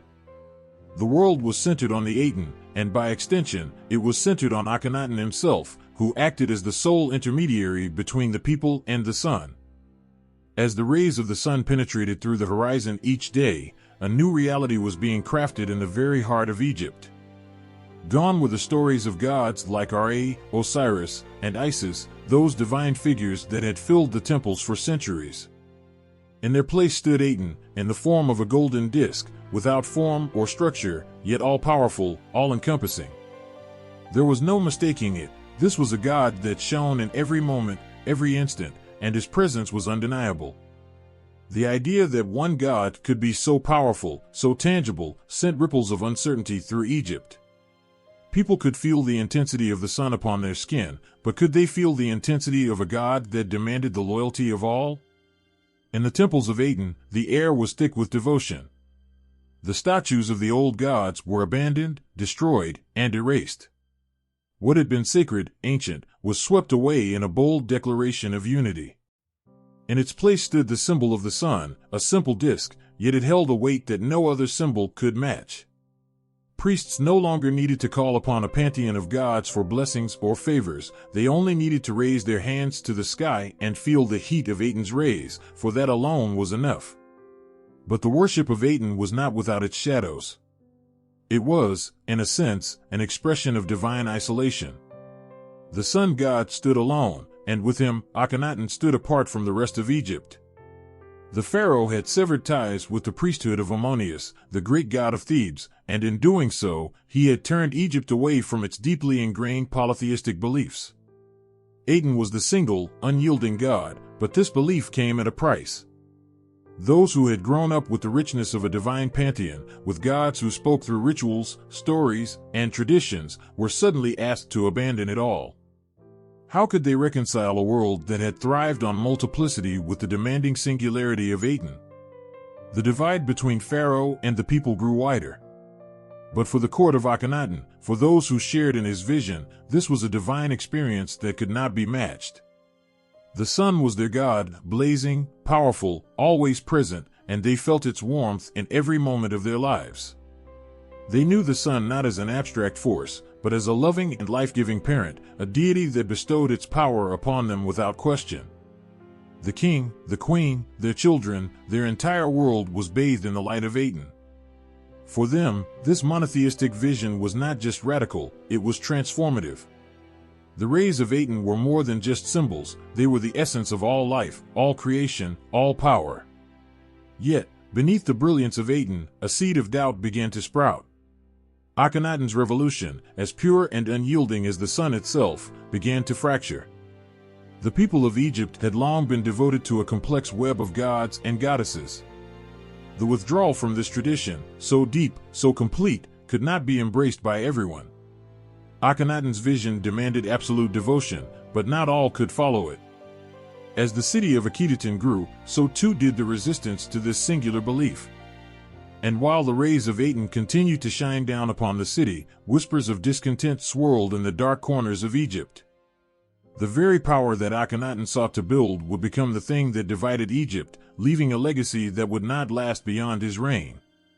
But for those who embraced it, for the brief moment that the son of Aten reigned alone in the heavens, it was a vision of pure light, a divine revelation that stood apart from all else. And as the sun dipped below the horizon once again, the god of the solar disk, Aten, stood above it all, endless, radiant, and eternal. In the silence of the tombs, where the weight of eternity presses against the walls, there is a presence that lingers in the shadows, cloaked in mystery. This is the realm of Anubis, the god who guards the boundary between life and death, standing vigil over the souls of the departed. His name is whispered with reverence and fear, for he is the keeper of secrets that the living can never fully comprehend. With the body of a man and the head of a jackal, Anubis prowls the halls of the afterlife, where the pulse of life fades into the stillness of death. In ancient Egypt, where death was not an end, but a transition, Anubis was not just a god, he was a protector, a guide, a guardian of the sacred rites that ensured one could pass safely from the world of the living to the world of the dead. His role was unlike any other in the vast pantheon of gods. While others governed the earth, the skies, and the forces of nature, Anubis ruled the realm of the departed, overseeing the intricate rituals that prepared the soul for the journey into the afterlife. Picture this, a body lying still in the cold, sacred chamber of the tomb. The air is thick with the scent of resin, herbs, and oils, as the embalmers work carefully, reverently, to preserve what is left of the physical form. They are guided by Anubis, who watches over their every movement, ensuring that no step in the process is overlooked. The body is cleansed, anointed, wrapped in linen, and placed within a sarcophagus, each action a ritual, a prayer to ensure that the spirit can travel safely into the next world. It is a moment steeped in solemnity, for death is not feared in Egypt, but understood as an inevitable, sacred part of existence. And at the center of this sacred transition stands Anubis. His association with mummification is not merely because of his role as the god who presides over the embalming process. Anubis is also the guide who leads the soul through the Duat, the dark, treacherous realm that one must pass through to reach the afterlife. Without Anubis, the journey would be perilous. He was there to ensure that the deceased navigated the underworld's labyrinthine passages, protecting them from the dangers that lurked within. His role was to keep the soul from being lost in the shadows, to ensure that it reached the Hall of Judgment, where the heart would be weighed against the feather of Ma'at. Anubis was the god who weighed the heart of the deceased against Ma'at's feather, the ultimate test of whether one had lived a life of balance, truth, and justice. The scales of justice hung in the balance, and in that moment, the soul's fate was determined. Would it be devoured by the monstrous Ammit, who waited hungrily for the unworthy souls? Or would it pass into the eternal fields of peace, a land of lush greenery and abundance, where the soul could live forever in happiness? Anubis watched, unseen but ever present, as the judgment was cast. His keen eyes knew no falsehood, his heart was unwavering in its commitment to truth. But Anubis was not simply a god of death and judgment, he was a god of compassion. His role as the protector of the dead was not an impersonal duty, it was an act of deep care for the souls under his watch. The embalmers, the priests, and the mourners who attended to the dead understood the deep importance of their rituals. They knew that it was not just a matter of physical preservation, but of ensuring that the soul could find peace. Through Anubis, the dead were given a final dignity, a protection that allowed them to transcend their earthly bodies and reach a place of serenity. Yet, the quiet of the tomb was not always peaceful. For the ancient Egyptians, death was never a simple, clear-cut transition. It was fraught with uncertainty, fear, and the potential for danger. The idea of wandering in the afterlife, lost in the vast, shadowy expanse of the Duat, was a terrifying thought. But Anubis was a guide who would never abandon his charge. He stood firm, guarding the thresholds between life and death, a steadfast protector in the face of the unknown. It was said that Anubis would not rest until the soul had safely passed through the trials of the afterlife and found its place in eternity. The image of Anubis, his jackal head held high, became synonymous with the afterlife itself. His figure appeared in the tombs of the wealthy and the humble, on amulets and statues, on papyri and stone. He was invoked in prayers, rituals, and spells, always with the hope that his watchful eyes would keep the departed safe, guiding them through the terrifying darkness to the light of the afterlife. He was, in every sense, a guardian not just of bodies but of souls, of the very essence of life that would endure beyond the physical world. The rituals of mummification, sacred and elaborate, were designed to preserve not just the body, but the spirit. Anubis ensured that nothing was left to chance, that no detail was overlooked. He was present at every stage of the embalming process, his eyes watching over every movement, every incantation. He was the protector, the guide, the one who ensured that the transition from the physical to the spiritual was as seamless as possible. Without him, the soul might wander, lost in the darkness forever. With him, the soul had hope, hope for a safe journey to the afterlife, hope for peace and rebirth. As the ritual unfolded, the god's presence became palpable, felt in every whispered prayer, every chant, every motion of the embalmer's hands. He was not a distant, detached god, but one whose care extended beyond the physical realm. Anubis was not only the god of mummification but the god of protection, of love, of the tender yet unyielding care that the ancient Egyptians believed was necessary to ensure their loved ones could rest in peace. The presence of Anubis in the tombs was a reminder that death, while inevitable, was not something to be feared. For as long as Anubis watched over the dead, they would never truly be gone. They would live on, protected by the god who knew the value of both the body and the soul. The air in the temple was thick with the scent of ink and papyrus, the soft scratch of reed pens marking the pages of sacred scrolls. In the quiet sanctuary, as the moonlight filtered through cracks in the stone walls, a figure sat hunched over a table, scribbling down knowledge passed from the gods themselves. This was no ordinary scribe, this was Thoth, the god of wisdom and writing, the keeper of divine knowledge. His ibis head, perched atop a man's body, glimmered faintly in the dim light, a symbol of intellect and creativity, of words that held the power to create and destroy. Thoth was not simply a god of scribes, he was the god who held the keys to understanding the universe. He was the one who unlocked the mysteries of the stars, the one who could measure the passing of time and guide the hearts of men and gods alike. He wrote the laws of the universe, inscribed them on the walls of temples and in the very fabric of creation. As the patron of scribes, Thoth's influence reached into every corner of Egyptian society. From the humblest merchant to the greatest pharaoh, all relied on the power of the written word, and all, in turn, relied on Thoth to ensure that the words were true. His role as a scribe, the divine chronicler, was unlike any other. In a world where spoken words were powerful but fleeting, the written word was eternal. It was Thoth who gave humanity the gift of writing, a gift that would preserve knowledge long after the speaker's voice had faded.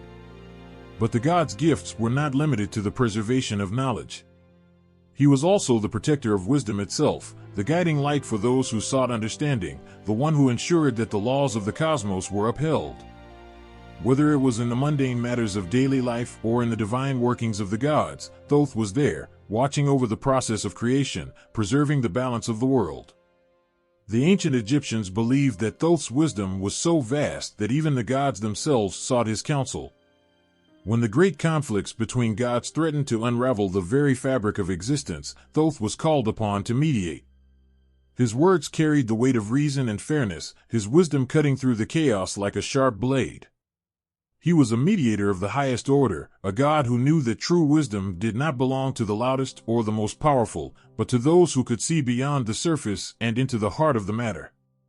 As the god of time, Thoth also played a crucial role in the delicate balance of the heavens.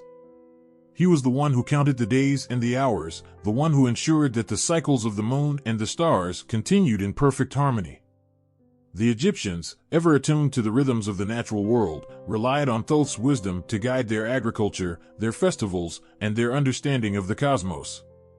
In a world where time was a cycle, always moving forward and never stopping, Thoth was the constant, the one who marked the passage of time with precision, keeping the balance between the past, the present, and the future.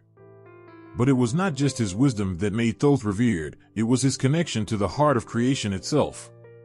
As the god who had written the Book of the Dead, he had a unique understanding of life and death. Thoth was the one who guided souls through the perilous journey of the afterlife.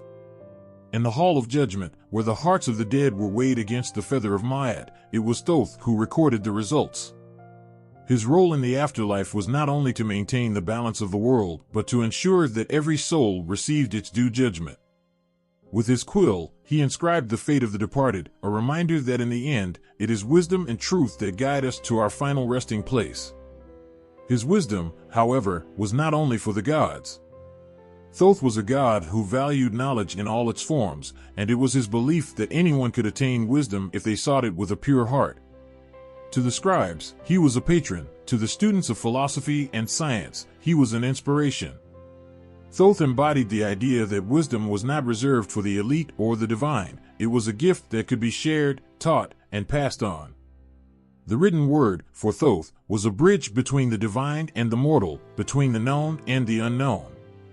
It was a means of communication that could reach across time and space, ensuring that the wisdom of the gods would never be lost. As he sat in his quiet chamber, his sharp eyes scanning the endless scrolls, Thoth's mind never rested. His task was eternal. There was always more to learn, more to record, more to understand. The flow of wisdom was endless, like the river Nile itself, and Thoth was its patient steward.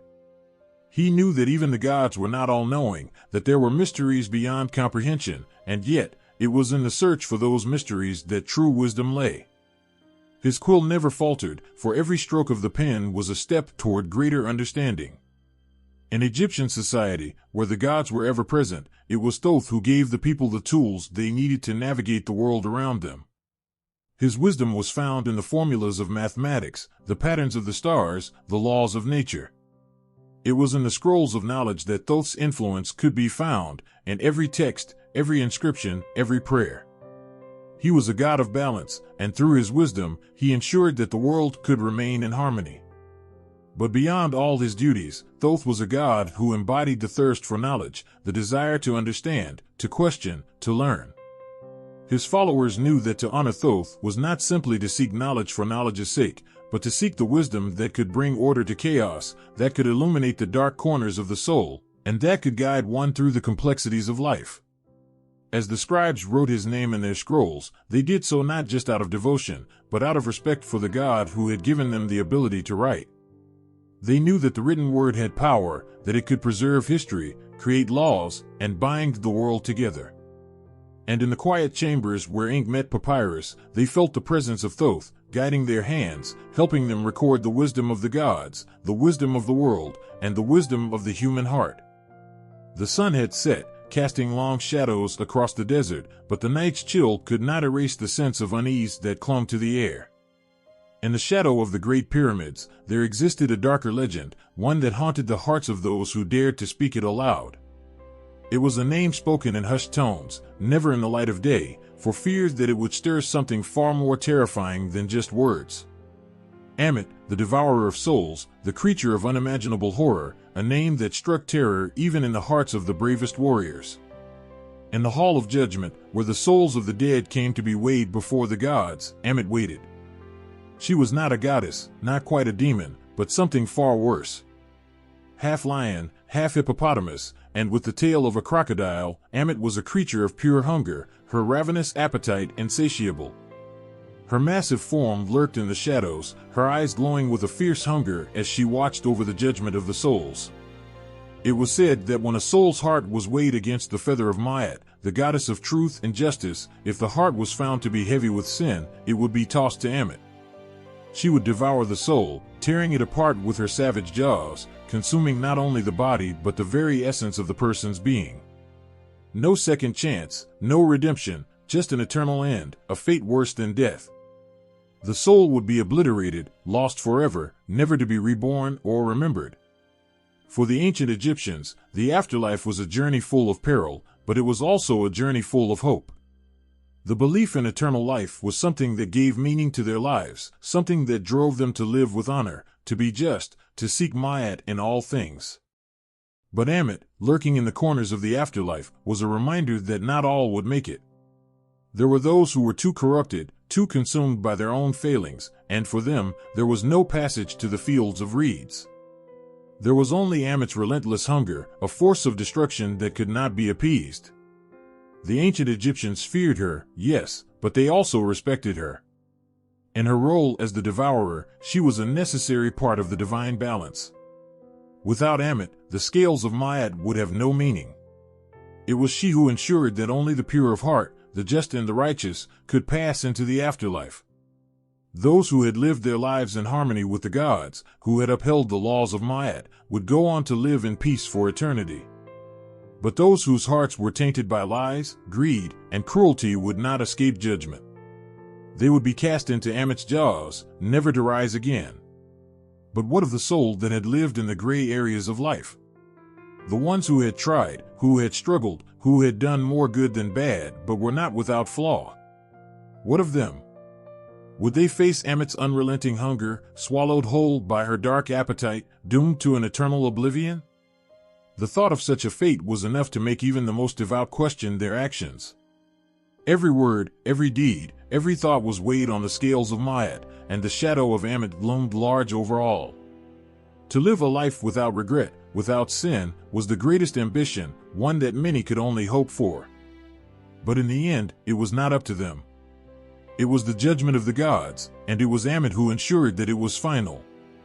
And so, as the souls arrived at the Hall of Judgment, they could feel the cold breath of Ammit on their necks. She waited with patience, her terrible hunger insatiable. Her eyes would track the heart, her sharp claws twitching as the soul's fate was determined. If it was found wanting, if it was heavy with the weight of wrongdoing, Ammit would lunge, her jaws snapping shut with terrifying speed. The soul would be lost, consumed forever by the devourer, erased from existence, never to be remembered again. But those who were found worthy, whose hearts were light with righteousness, would walk away from the scales and into eternity, free from Ammit's wrath. They would join the gods in the fields of reeds, a paradise where they would live forever in peace. It was a fate few could claim, a reward for those who had lived in harmony with the universe, who had embraced Ma'at in all things. As the soul of the dead passed into the afterlife, it was said that Ammit's hunger could never be fully sated. She was not a creature of evil, but a force of nature, a symbol of divine justice. Her hunger was the balance, the counterweight to the eternal peace that awaited the pure of heart. Without her, there could be no justice. Without her, there would be no consequence for wrongdoing. Without her, the afterlife would lose its meaning. The devourer of souls was more than just a creature of terror. She was a reflection of the harsh realities of life and death, a reminder that actions had consequences. The ancient Egyptians believed that the soul could be corrupted, that the weight of one's sins could drag them down, and in the end, there would be no escaping the judgment. Ammit was the inevitable end, the final reckoning for those who had strayed too far from the path. As the last rays of the sun disappeared behind the horizon, Ammit's form became a shadow in the darkness, waiting for the souls to pass before her. The journey to the afterlife was long and treacherous, and the devourer would always be there, watching, waiting, hungry. But for those who lived in accordance with Ma'at, who had hearts as light as the feather of truth, there would be no fear. They would walk past her without a second glance, their souls safe from the jaws of the devourer, their place in eternity secured. For in the end, it was not Ammit's hunger that defined the afterlife, it was the purity of the soul, the balance of Ma'at, that determined the fate of every heart that passed into the world beyond. The wind swept through the golden sands, carrying with it the faintest whisper of something greater than the earth beneath. In the stillness of the desert, in the vast expanse of the unknown, there existed a force that held everything together, that made the stars shine and the earth turn. It was not a man-made law, nor a ruler's command, it was the embodiment of something far older and more powerful. It was Ma'at, the goddess of truth, order, and balance, and without her, nothing could stand. In the grand scale of the universe, everything had a place. The sun rose and set, the stars moved in their perfect orbits, the Nile flooded at its appointed time, and the seasons changed as they always had. These cycles were not the work of chance, nor the actions of mere mortals, they were the will of Ma'at. She was the goddess who maintained the cosmic balance, the sacred order that held the world together. Without her, chaos would reign. Without her, the very fabric of existence would unravel. Ma'at was not just a goddess who lived in the heavens. She was the very essence of the laws that governed life. Her feather, the symbol of truth and justice, was placed on the scales beside the heart of the dead in the afterlife. The heart, heavy with sin, was weighed against her lightness, for Ma'at was not only truth, she was balance itself. She ensured that every action, every word, every thought, was accounted for. If the heart was found wanting, if it was too heavy with lies and wrongdoings, it was devoured by Ammit. But if it was light as her feather, the soul would pass on, free from judgment, and enter the eternal fields of peace. It was not only in death that Ma'at played her part. In life, she was just as crucial. The ancient Egyptians believed that everything in their world, the pharaohs, the priests, the common people, had a responsibility to uphold Ma'at. To live a life in accordance with Ma'at was to live a life of truth, honor, and justice. It was to act with fairness and righteousness in every action, to be mindful of the balance of the world around you. The pharaohs, as the living embodiments of Ma'at, were tasked with ensuring that order was maintained across the land. They were the ones who upheld Ma'at, who kept the peace, who ensured that the laws of the gods were followed. But to the common people, Ma'at was more than just a divine concept. It was a guiding principle in everyday life. It was the way a person treated their neighbor, the way they spoke to their family, the way they treated the land that provided them with sustenance. Ma'at was in the simple acts of kindness and generosity, in the honest work of the farmer, the humble prayer of the merchant, and the care taken in every task, no matter how small. To live in Ma'at was to live with a sense of purpose, with a sense of integrity, always seeking harmony and balance in the world around you. Yet, Ma'at was not always easy to follow. In the tumultuous world of the ancient Egyptians, with their wars and conflicts, their struggles for power and resources, it would have been easy to forget the principles of truth and balance. The temptation to lie, to deceive, to take shortcuts, was ever present. But Ma'at demanded more. She demanded that you live by your word, that you acted with fairness and justice, even when it seemed difficult or inconvenient. She demanded that you seek the greater good, that you live for the community, and not just for yourself. She was not a goddess of indulgence, nor of compromise. She was the goddess of purity, and purity demanded sacrifice. Those who lived in accordance with Ma'at were blessed, not just in this life, but in the next. It was said that those who honored her would find peace and prosperity. They would live long, fulfilled lives, and upon their death, their hearts would be light, as pure as her feather. But those who did not, those who sought to cheat or deceive, would find themselves facing the judgment of the gods. They would find themselves weighed on the scales of Ma'at, and if their hearts were heavy with sin, there would be no escaping the fate that awaited them. Ma'at was both a guide and a judge, a protector and a punisher. She was the goddess who kept the world in balance, who ensured that truth and justice were upheld, no matter the cost. Her feather, though light, carried with it a weight of responsibility. To live by it was to live with honor, to act with righteousness, to seek peace even in the face of adversity. It was not easy, but it was the only way to live in harmony with the gods and with the world around you. And as the stars sparkled above the desert, as the winds carried the scent of the Nile through the land, Ma'at watched over all. Her presence was in every breath of air, and every step taken upon the earth, and every word spoken between friends. She was not just a goddess, she was a force of nature, a force that bound the universe together. Without her, there would be nothing but chaos, nothing but destruction. She was the divine order, the truth that held all things in place, the harmony that kept the world from falling apart. In the hearts of those who sought to live justly, Ma'at was always present, a quiet reminder that truth and balance were the keys to everything. And as long as her feather was upheld, as long as her laws were followed, there would be peace, both in the heavens and on earth. The city of Memphis stood silent, a place where time itself seemed to pause in reverence. Amidst its grand temples, where the scent of incense mingled with the warm desert air, the name of Ptah echoed. He was more than just a god, he was the very heart of creation, the pulse that brought life to the land of Egypt.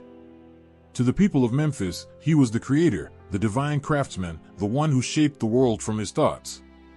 Ptah's power lay not in his physical form, for he was often depicted as a man wrapped in a linen shroud, his eyes closed in deep concentration, his hands holding the scepter of life and power. His was the power of the mind, of creation through will, of an idea that could be manifested into reality. To the Egyptians, he was not just the god of creation in a traditional sense, he was the god of thought and speech, the one who brought forth existence through the mere utterance of his will. In the silence of his divine mind, Ptah pondered the void, the primordial waters of none. His thoughts stirred, and from them, the world was born. It was not with a wave of his hand, nor with the force of an explosion. It was through the quiet, contemplative act of thought that Ptah brought the world into being. Everything that existed, the heavens, the earth, the mountains, the rivers, the creatures that roamed the land, came from his mind, from his imagination. His words were not spoken aloud, they were the sacred thoughts that transcended the barriers of time and space, and as they took form, the universe took shape. The Egyptians believed that Ptah's power was not limited to the beginning of creation. His influence extended far beyond that. He was the patron god of artisans, of craftsmen, of anyone who shaped the world with their hands. To carve a statue, to paint a mural, to fashion a tool from stone, these acts were seen as sacred in the eyes of Ptah. He was the one who guided the hands of the skilled, who breathed life into the work of human beings, making it an extension of his divine creation. But Ptah was not just a god of the tangible, of the physical world. He was a god of divine wisdom, of the laws that governed the cosmos. His influence was in every act of creation, not just the physical but the mental and spiritual as well. He was the God who inspired those who sought knowledge, who sought to understand the mysteries of the world. The scribes, the scholars, the priests who studied the sacred texts, they all invoked Ptah for his wisdom, his guidance in unlocking the secrets of the universe. Yet, despite his vast power, Ptah was not a distant god. He was not an abstract force that existed only in the heavens. He was present in the lives of the people, in the act of creation that took place in every workshop, every home, every corner of Egypt. It was Ptah who watched over the craftsmen as they molded clay, as they shaped stone, as they built the great temples that would stand for eternity. His presence was in the brushstroke of the artist, the chiseling of the sculptor, the hands of the builder who labored tirelessly to create monuments to the gods. And in the heart of Memphis, in the grand temple dedicated to Ptah, the people gathered to honor him. It was said that in the sacred hallways, the very air seemed to vibrate with his presence. His power was not seen in flashes of light or thunderous storms, but in the stillness, in the quiet certainty that creation itself was an ongoing process, a continuous unfolding of divine thought. To the Egyptians, Ptah's influence was not something that could be seen with the eye, but something that could be felt in the very soul. His power was in the creation of beauty, in the making of something from nothing, in the ability to give life to the imagined. The artists, the craftsmen, the creators of all things were his children, his hands and feet upon the earth. And to them, he was more than a god, he was the very essence of creation itself. When a statue was completed, when a painting was finished, when a temple was built, it was said that Ptah's spirit breathed life into it. The work, though made by human hands, was considered sacred, for it carried with it the divine essence of the god. To create was to touch the divine, to become a vessel through which Ptah's thoughts and will flowed into the world.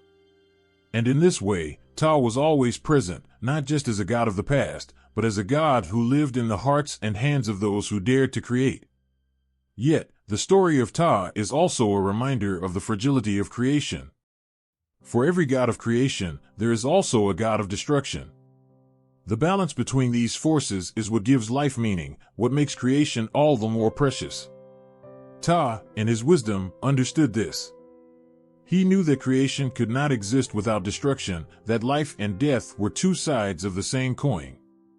And so, while he was the god of the beginning, he was also the god who watched as things fell apart, as empires crumbled and statues shattered. He understood that creation, in its truest form, was a cycle that never stopped, never ceased, and was always evolving. As the winds of time passed through the streets of Memphis, as the great temples began to crumble with age, Ptah's influence remained. His thoughts had shaped the world, his mind had given birth to existence, and his wisdom had guided the hands of those who created. Though he may not have been as widely worshipped as some of the other gods of Egypt, his power, his presence, was felt in every corner of the land. He was the creator, the divine craftsman, the god who brought life from thought, and in the hearts of the people of Memphis, he was forever honored, forever remembered. The sun was setting over the Nile, casting long shadows that stretched across the land. In the stillness of the evening, a quiet reverence filled the air. There, in the quiet corners of Egypt, in the sacred halls of temples, and in the bustling streets of Thebes, the name of Seshet was whispered with awe. She was the goddess of wisdom, of writing, of architecture, the divine being who ensured that Egypt's history would never fade, that its glory would be written in the stars, and its monuments would endure through the ages. Seshet was not a god of war, nor one to command armies or bring forth floods of destruction. She did not dwell in the chaos of battles or in the storm of conflict. Instead, she was a goddess who lived in the quiet act of creation, whether it was in the delicate strokes of a scribe's reed pen or the meticulous planning of a grand temple. Seshet was the patroness of writing, the divine patron of knowledge, and the protector of those who sought to preserve Egypt's wisdom. She was often depicted as a woman wearing a leopard-skin dress, her headdress adorned with a seven-pointed star, a symbol of her connection to the heavens and the power of the written word. In her hand, she held the scribe's reed pen, poised to write, and in her other, the tools of architecture, compasses and rulers used to shape the earth itself. The image of Seshet was that of a woman who bridged the gap between the physical and spiritual worlds, the one who made sure that Egypt's knowledge and achievements were carved into the fabric of time. To the ancient Egyptians, words were not just symbols on a page, they were the breath of life, the very essence of creation. It was said that the universe itself had been spoken into existence by the will of the gods, and it was through words that humanity could communicate with the divine. Seshet was the goddess who ensured that these sacred words were not forgotten. She was the one who guided the scribes, who taught them the ancient symbols, and who protected the knowledge that was passed down from generation to generation.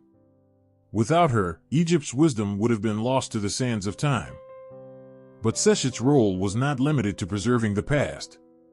She was also the goddess who shaped the future. In the grand temples and pyramids that dotted the land, Seshet's influence was felt in every stone and every brick laid. The architects and builders who created Egypt's most enduring structures invoked her name before they began their work. They sought her favor, for she was the one who granted them the skill and vision to design buildings that would stand for eternity. The great pyramids, the temples to the gods, and the obelisks that reached toward the sky, these were all manifestations of her power, the result of her divine wisdom and guidance. It was said that when a king or queen embarked on the construction of a new temple or monument, they would first consult with the high priests and scribes. Together, they would draw the plans for the structure, and Seshet would oversee the process. She would mark the beginning of the project with a sacred ceremony, her name invoked, and her blessing sought. It was believed that if Seshet approved of the design, the monument would stand for centuries, a testament to the power and glory of Egypt. The stories of Seshet were not confined to just the grand temples and monuments. She was also present in the smallest of things, the humble scribes who worked by candlelight, laboring to record the deeds of kings, to document the ebb and flow of life along the Nile. In these quiet moments, Seshet's presence was felt most deeply. She was the goddess who ensured that history was written down, that knowledge was passed along, and that the wisdom of the gods was never lost. Every scroll, every papyrus, every stone tablet etched with hieroglyphs was an offering to her, a testament to her power over language and memory. But Seshet's influence was not limited to just the written word. She was also a goddess of measurement and architecture, the one who ensured that the structures of the world were built according to divine principles. In a world where the accuracy of measurements and the alignment of structures was vital to ensuring their success, Seshet was revered as the one who ensured everything was built in harmony with the cosmos. Her presence was invoked before every construction project, for she was the one who gave the divine blueprint for the world itself. It was said that the great architect Imhotep, the genius behind the step pyramid of Djoser, had called upon Seshet for her guidance. In his hands, her divine wisdom guided every stroke of the chisel, every calculation of the measurements, and every alignment of the stones. The result was a monument that would last for thousands of years, a symbol of Egypt's eternal greatness. And as Imhotep's genius was recorded in the annals of Egyptian history, it was Seshet's name that appeared beside his own, a reminder that it was she who had made his work possible. The power of Seshet was also woven into the daily lives of the Egyptian people. The scribes, the priests, the architects, and the rulers all looked to her for inspiration and guidance. She was the goddess who ensured that every record of history, every tale of the gods, every law and decree was written down with accuracy and precision. Without her, the world would have slipped into chaos, and Egypt's great story would have been lost to the winds.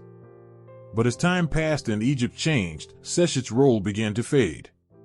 The scribes continued their work, the architects built their temples, and the history of Egypt was still written, but her presence was no longer as prominent. Yet, even in the silence, her influence remained. It was her wisdom that lived on in the ancient texts, her spirit that resided in the stones of the monuments that still stood. The people of Egypt may have moved on, but the legacy of Seshet, the goddess of writing and architecture, lives on in the stories she helped preserve. The monuments that continue to awe us, the written records that have survived the ravages of time, they are all a testament to her divine influence. Though her name may be whispered less often, her power is eternal. The Nile River stretched endlessly across the Egyptian landscape, its waters shimmering under the golden sun. It was the lifeblood of Egypt, winding its way through the heart of the land, bringing with it the promise of life and prosperity.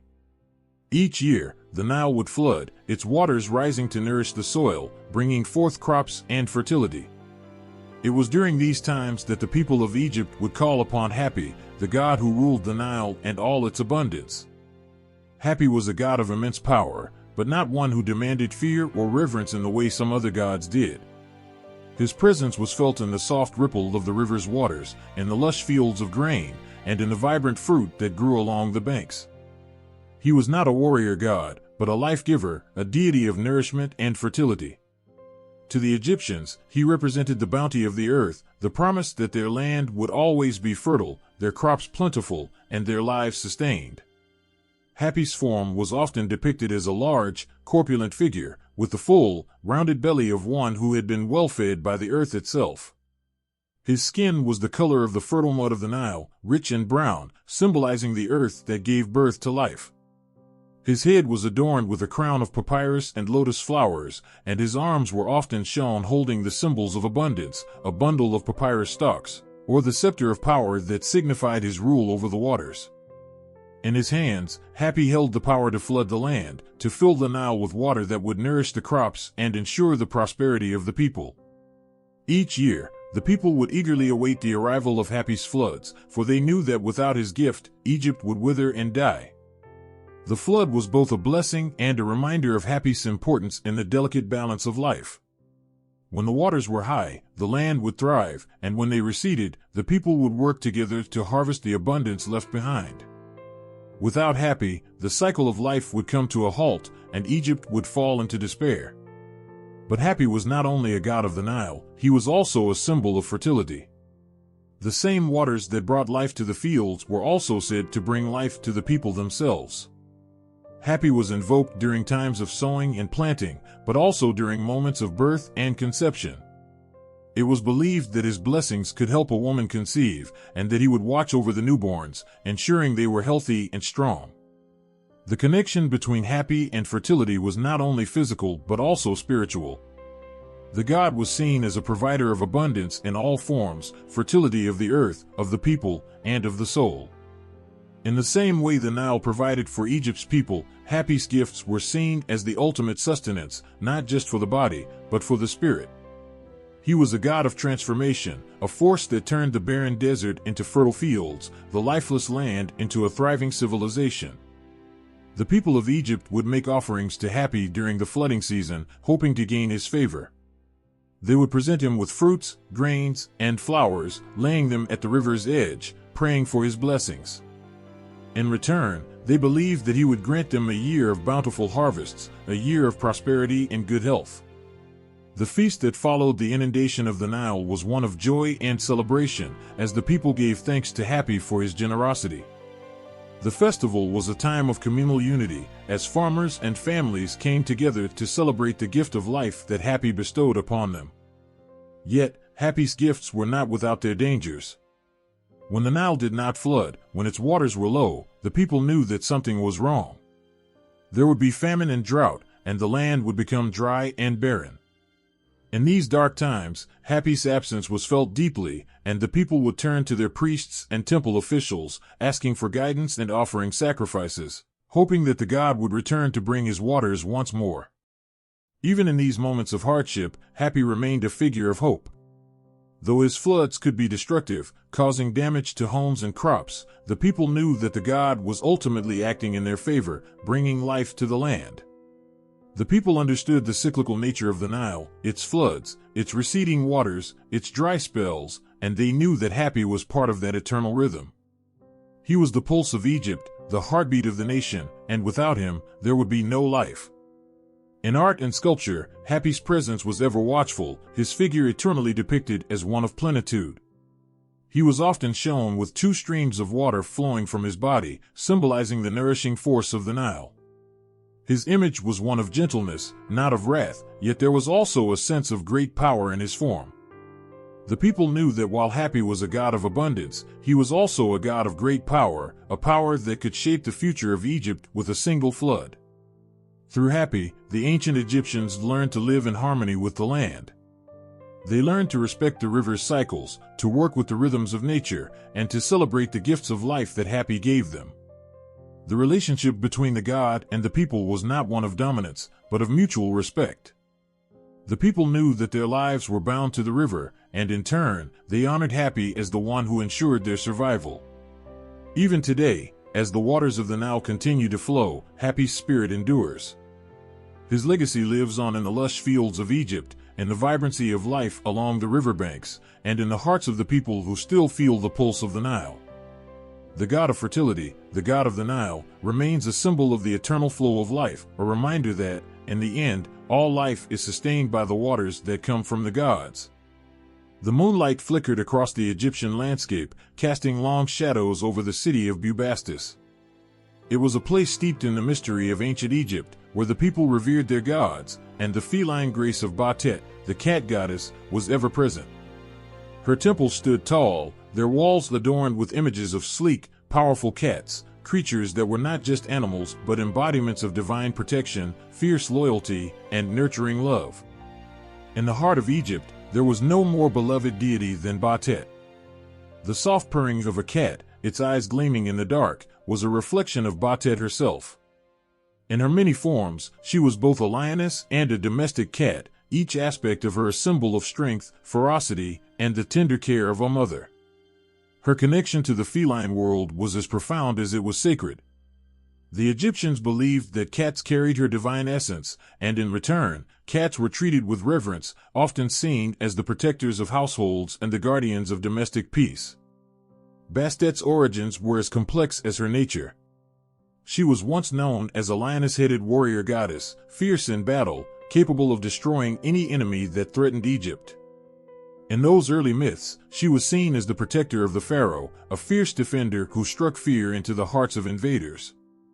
She was the embodiment of strength, power, and the destructive force of the lioness. To invoke her was to summon the power of the wild, a reminder that the forces of nature were not to be taken lightly. But over time, as Egypt flourished and its people turned to domestic life, Bastet's role evolved. Her image softened, and she became more associated with the nurturing qualities of a mother and protector of the home. No longer just a vengeful lioness, she was now depicted as a gentle, loving cat, sitting quietly at the hearth, overseeing the welfare of the family.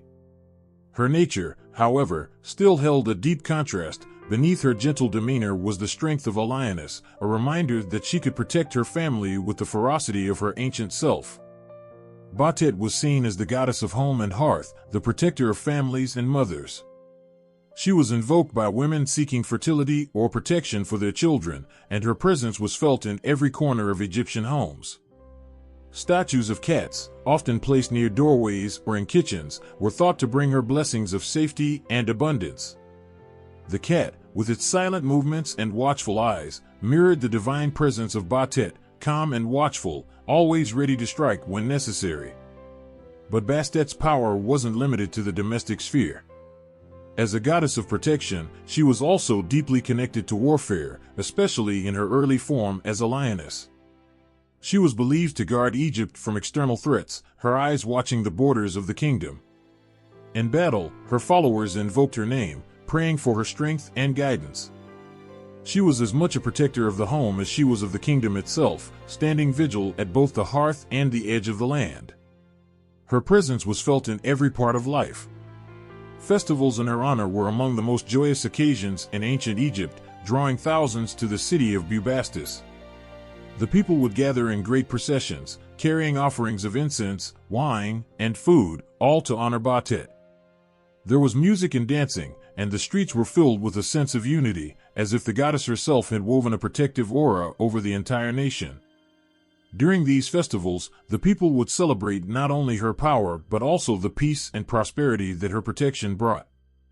Yet, despite her gentle nature, Batet was not to be underestimated. Her early association with the lioness was never fully erased, and there were moments when her wrath was just as devastating as her protection was kind. In times of danger, when Egypt's safety was threatened, she could shift into her lioness form, unleashing the full force of her fury. Those who invoked her name in vain, those who tried to harm her people, would feel her wrath in the most terrifying way. Her enemies were no match for the might of a lioness in full fury, and her loyalty to Egypt was absolute. This duality of Batet, the gentle protector and the fierce warrior, was part of her unique power. She was a goddess who could balance both the softness of motherhood with the strength of a lioness. To the Egyptians, she represented the idea that true protection comes not from brute strength alone, but from the ability to combine strength with compassion, to defend with love as much as with power. She was a reminder that protection came in many forms, from the gentle watchfulness of a cat to the thunderous roar of a lioness. Bastet's role as the goddess of music, joy, and dance further cemented her status as a deity of life and vitality. In her temples, music played a significant part in rituals, with offerings of song and dance given in gratitude for her protection and blessings. She was a goddess who was not only revered in times of danger but also celebrated in times of joy. Her festivals were filled with laughter and merriment, as her followers gave thanks for the peace and prosperity she granted them. But even in her joyous form, there was an underlying power, a power that could not be ignored. When the people called on Batet, they knew they were invoking a goddess who was both fierce and loving, protective and nurturing, a force of nature that had no equal. She was a reminder that the true strength of a protector lay not just in physical might, but in the ability to provide peace, safety, and love to those under her care. As the centuries passed, the image of Batet continued to evolve, yet her role in Egyptian life never waned.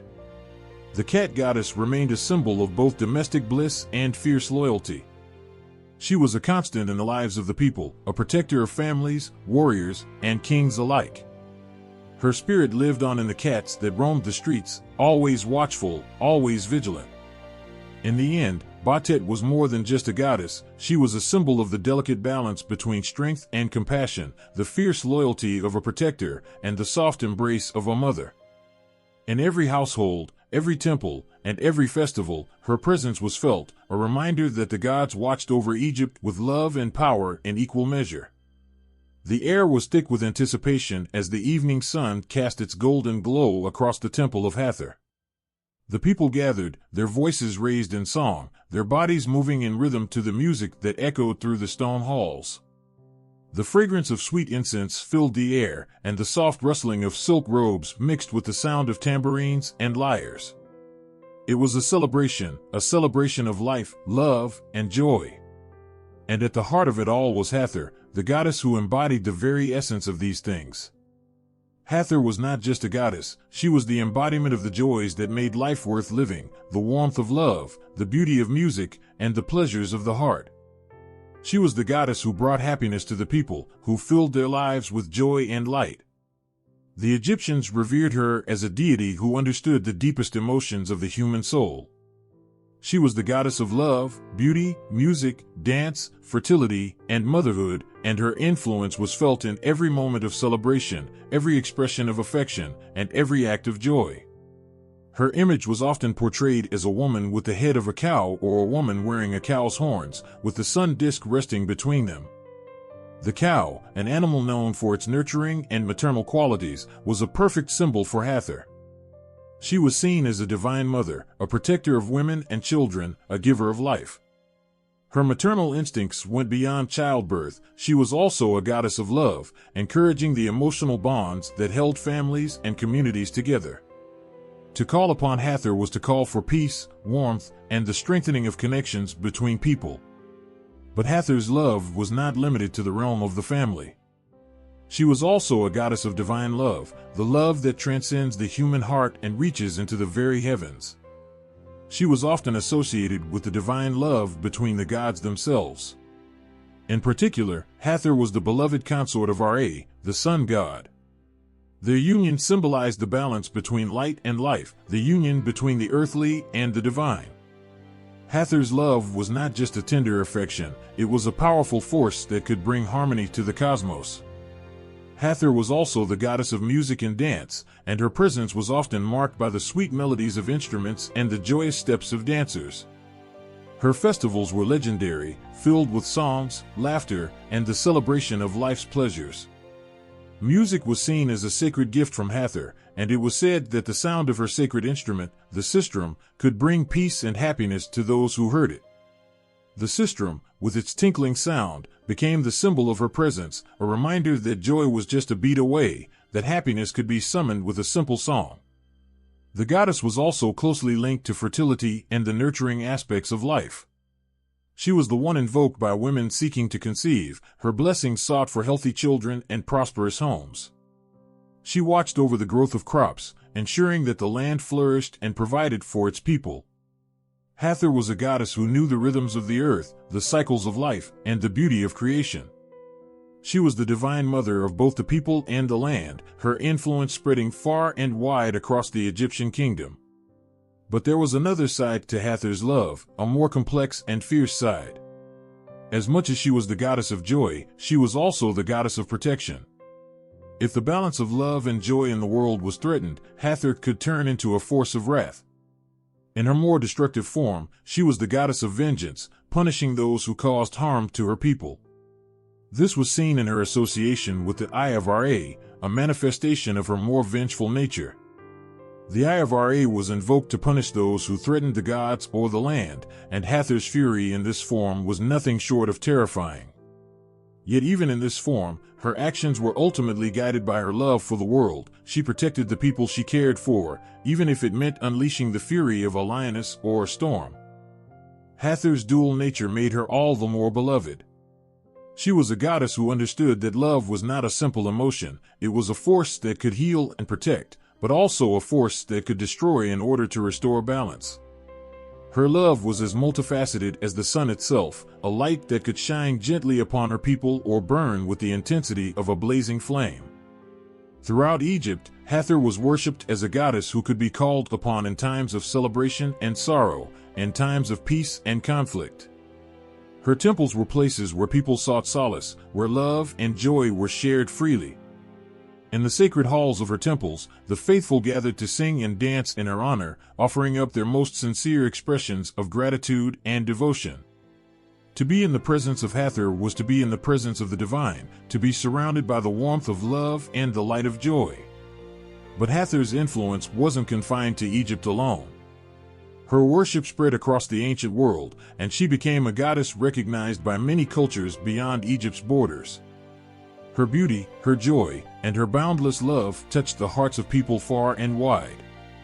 In some cultures, she was worshipped as a goddess of the sky, the protector of the heavens and the earth.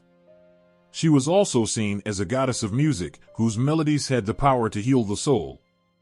Hathor's legacy continues to resonate today, a reminder that love, joy, and music are universal forces, able to transcend time and space. Her image, as a cow-headed goddess, remains a symbol of nurturing and protection, while her association with the sun, music, and dance reminds us of the importance of celebrating life in all its forms. Even now, when the sun sets over the horizon, casting its golden light across the earth, it is Hathor's warmth we feel, her love and joy wrapped around us like a comforting embrace. The sun beat down on the earth, its rays harsh and unyielding. The air vibrated with tension, as though the very sky sensed the battle that was about to unfold. The ground shook beneath the feet of soldiers and warriors, each one steeled for the fight ahead. But in the distance, a figure stood, her eyes burning with fury, her gaze unwavering.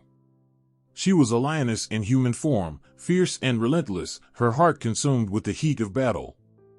Sekhmet, the goddess of war, had arrived. Sekhmet was not just a deity, she was a force of nature. Her very presence exuded power, a power that could level cities, break armies, and leave the world trembling in her wake. With the head of a lioness and the body of a woman, she embodied the primal ferocity of the wild, the untamed spirit of a predator on the hunt. She was the goddess who could bring destruction with a single swipe of her claws, who could bring terror with a roar that echoed through the heavens. In ancient Egypt, Sekhmet was feared and revered in equal measure. She was the protector of the pharaoh, the guardian of the land, and the goddess who would go to war to defend the kingdom from its enemies. When enemies dared to challenge Egypt, it was Sekhmet who answered the call, her fury unleashed upon those who threatened the peace of the land. Her role as a warrior goddess was unmatched. No one could stand against her strength, her speed, or her rage. She was the embodiment of destruction, and it was said that even the gods themselves trembled in her presence. But Sekhmet was not a mindless destroyer. Her rage was not without purpose. She was a goddess of justice, and her fury was directed at those who had wronged her people. In battle, she was a protector, a warrior fighting for what was right, punishing those who sought to harm the innocent. To invoke Sekhmet was to call upon a goddess who would fight tirelessly to restore order, to right the wrongs that had been committed. Her wrath, though fierce, was never aimless. It was always in service of a greater cause, the protection of her people. Sekhmet's power was not confined to the battlefield. She was also a goddess of healing, for it was through destruction that creation could begin anew. The Egyptians believed that Sekhmet's destructive powers were closely tied to the forces of life and regeneration. After the storm of battle, when the dust settled and the wounded were carried off the field, Sekhmet's healing touch could be felt. She was said to have the ability to cure diseases, to restore balance to the body, and to bring peace to those who had suffered. Her dual nature as both a goddess of war and a goddess of healing made her one of the most complex and powerful deities in the Egyptian pantheon. But Sekhmet's rage was not always something that could be controlled. It was said that once, in a moment of uncontrollable fury, she nearly destroyed the world. The story goes that Ra, the sun god, had sent her to punish humanity for their rebellion. Sekhmet, intoxicated by bloodshed, became so consumed by her rage that she threatened to wipe out all of mankind. In her fury, she slaughtered without mercy, and it was only through the intervention of Ra's wisdom that she was calmed. To quell her bloodlust, Ra tricked Sekhmet into drinking a potion made of red beer, which she mistook for blood. The drink dulled her senses, and she became drunk on it, her anger subsiding as she fell into a stupor. Though the tale of Sekhmet's near destruction of the world speaks to her overwhelming power, it also illustrates the delicate balance that she maintained within the cosmos. She was a goddess of both creation and destruction, and the line between the two was often razor-thin. It was said that without Sekhmet, there could be no peace, no harmony, because peace could only exist when the forces of destruction were in check. She was a goddess who ensured that balance was maintained, even when it meant unleashing her fury. Her temples were scattered across Egypt, and the people would seek her favor before embarking on any battle. The pharaohs, in particular, would offer prayers to Sekhmet, asking for her protection and guidance. Statues of the lioness goddess were placed at the entrances to temples, guarding against evil and ensuring that only those with pure intentions could enter. Sekhmet's presence in these sacred spaces was a constant reminder that the power of the gods could both protect and punish, that the line between war and peace was a fine one indeed. Yet Sekhmet was also a goddess who demanded respect. Her temper was not something to be taken lightly, and those who crossed her would feel the full force of her wrath. It was said that her gaze could strike down an army, her roar could split the heavens. To invoke her power was to invoke something that could never be undone. She was a goddess who could bring victory to the righteous, but she could just as easily bring destruction to the wicked. Sekhmet's influence stretched far beyond Egypt. Her image was adopted by other cultures, who saw in her the same qualities of power and protection that the Egyptians had revered. To the ancient world, Sekhmet was a universal symbol of strength, of the indomitable will to survive and fight for what was right. Her legacy as a warrior goddess, a goddess of both destruction and healing, endured for centuries, and her image continued to inspire those who faced battles of their own. Even today, Sekhmet's spirit lives on, a reminder of the primal strength within each of us. Her story is one of power, of fury, and of the delicate balance between creation and destruction. She is the lioness who roars with the fury of a storm, but she is also the healer who brings peace after the storm has passed. Sekhmet's legacy is one of unwavering strength, a testament to the power of a goddess who fought for justice, for protection, and for the very survival of her people. The battlefield stretched as far as the eye could see, dust clouds rising like ominous signals of the chaos to come. The clanging of shields and the sharpening of swords echoed through the air, a prelude to the clash that awaited. In the center of it all stood Montu, the embodiment of war itself. His presence was electrifying, his resolve unshakable. To look upon him was to feel a surge of courage and power, a reminder that the god stood with the warriors of Egypt. Montu was no ordinary deity. He was the god of war, the divine protector of the pharaoh and the guardian of Egypt's armies. His name carried weight, evoking images of strength, strategy, and an unyielding will to triumph. He was often depicted with the head of a falcon, crowned with a solar disk and two plumes, holding a spear and a scimitar. Every aspect of his iconography spoke of his readiness for battle, his eternal vigilance in safeguarding his land. In times of war, Montu was the god the pharaohs called upon. When Egypt's enemies loomed on the horizon, threatening its borders and its people, Montu's name was invoked with reverence and urgency. He was believed to infuse the warriors with his divine might, guiding their hands as they wielded weapons against their foes. The pharaoh himself was seen as Montu's earthly representation, a living embodiment of the god's courage and determination. To go into battle under Montu's protection was to march with the assurance of victory. The stories of Montu's valor were woven into the fabric of Egyptian lore. He was said to ride into battle on chariots of fire, his weapons gleaming like the sun's rays. His war cry was a roar that sent tremors through the hearts of his enemies, shaking their resolve before a single blow was struck.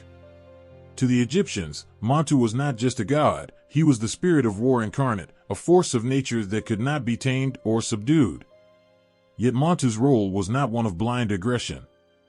He was a god of strategic warfare, embodying not just the physical might of battle but also the intellect required to outmaneuver the enemy.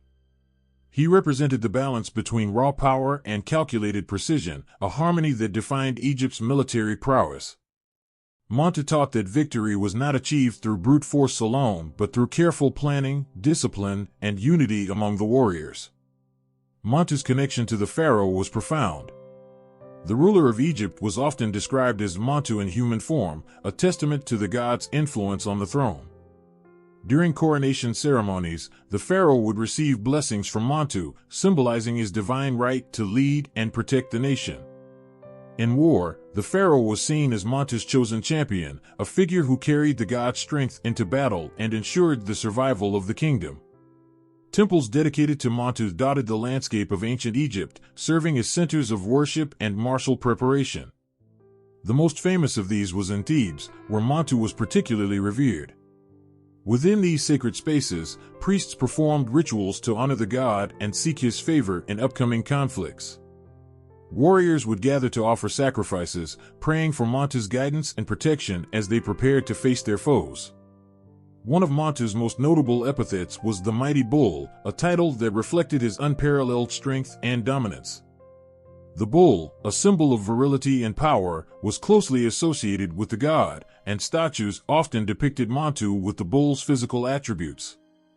This imagery reinforced his role as a force of unstoppable energy, a god who could trample enemies underfoot and lead his people to triumph. Despite his association with war, Montu was also a god of protection. His ferocity on the battlefield was matched by his unwavering commitment to the safety of Egypt and its people. He was a shield as much as a spear, a guardian who stood watch over the land to ensure its prosperity and security.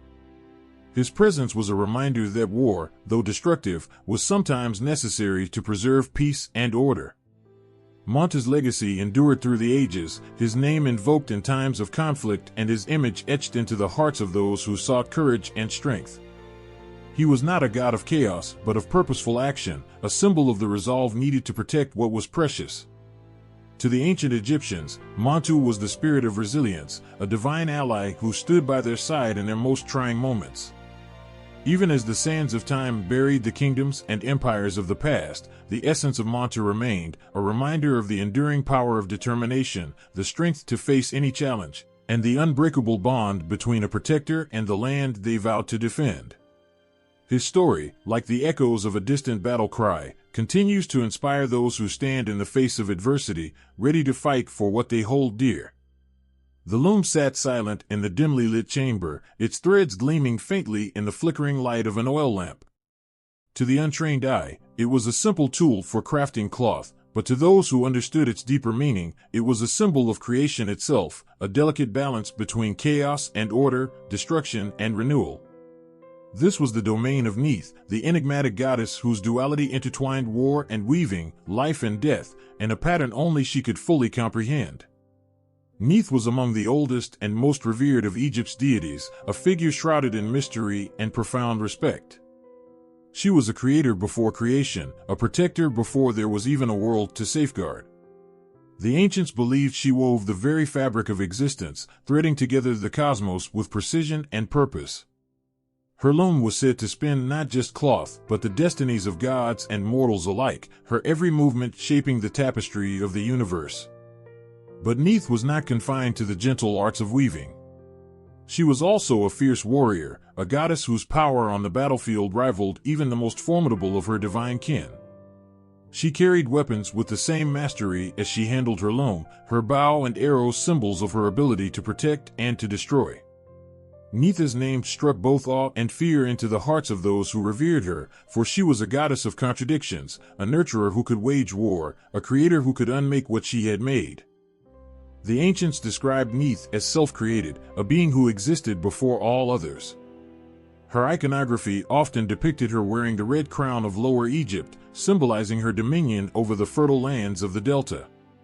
She was a guardian of the Nile, a force of stability and fertility in a world often threatened by chaos.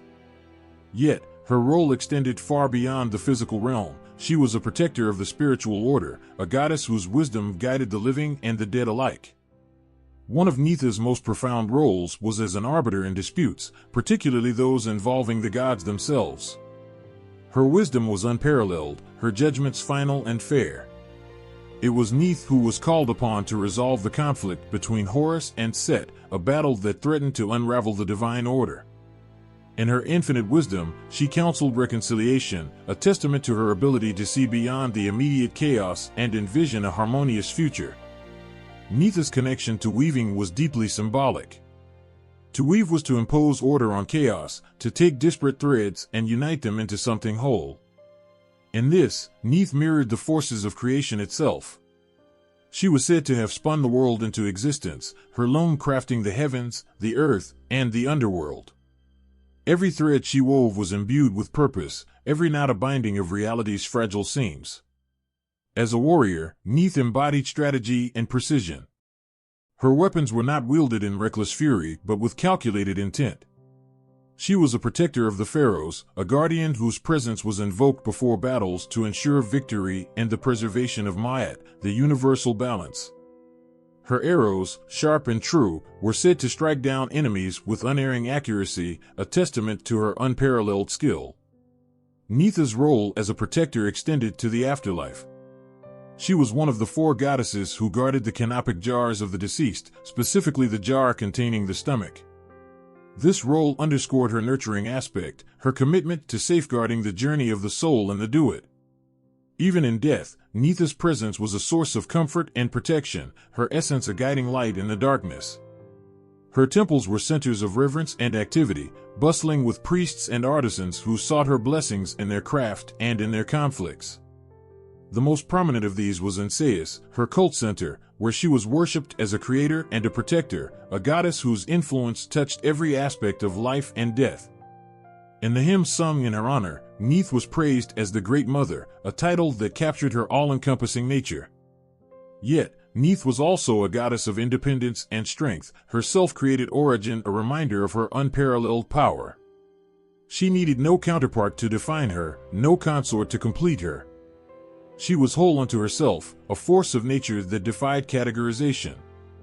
In her, the ancient Egyptians saw a reflection of their own struggles and triumphs, their hopes and fears.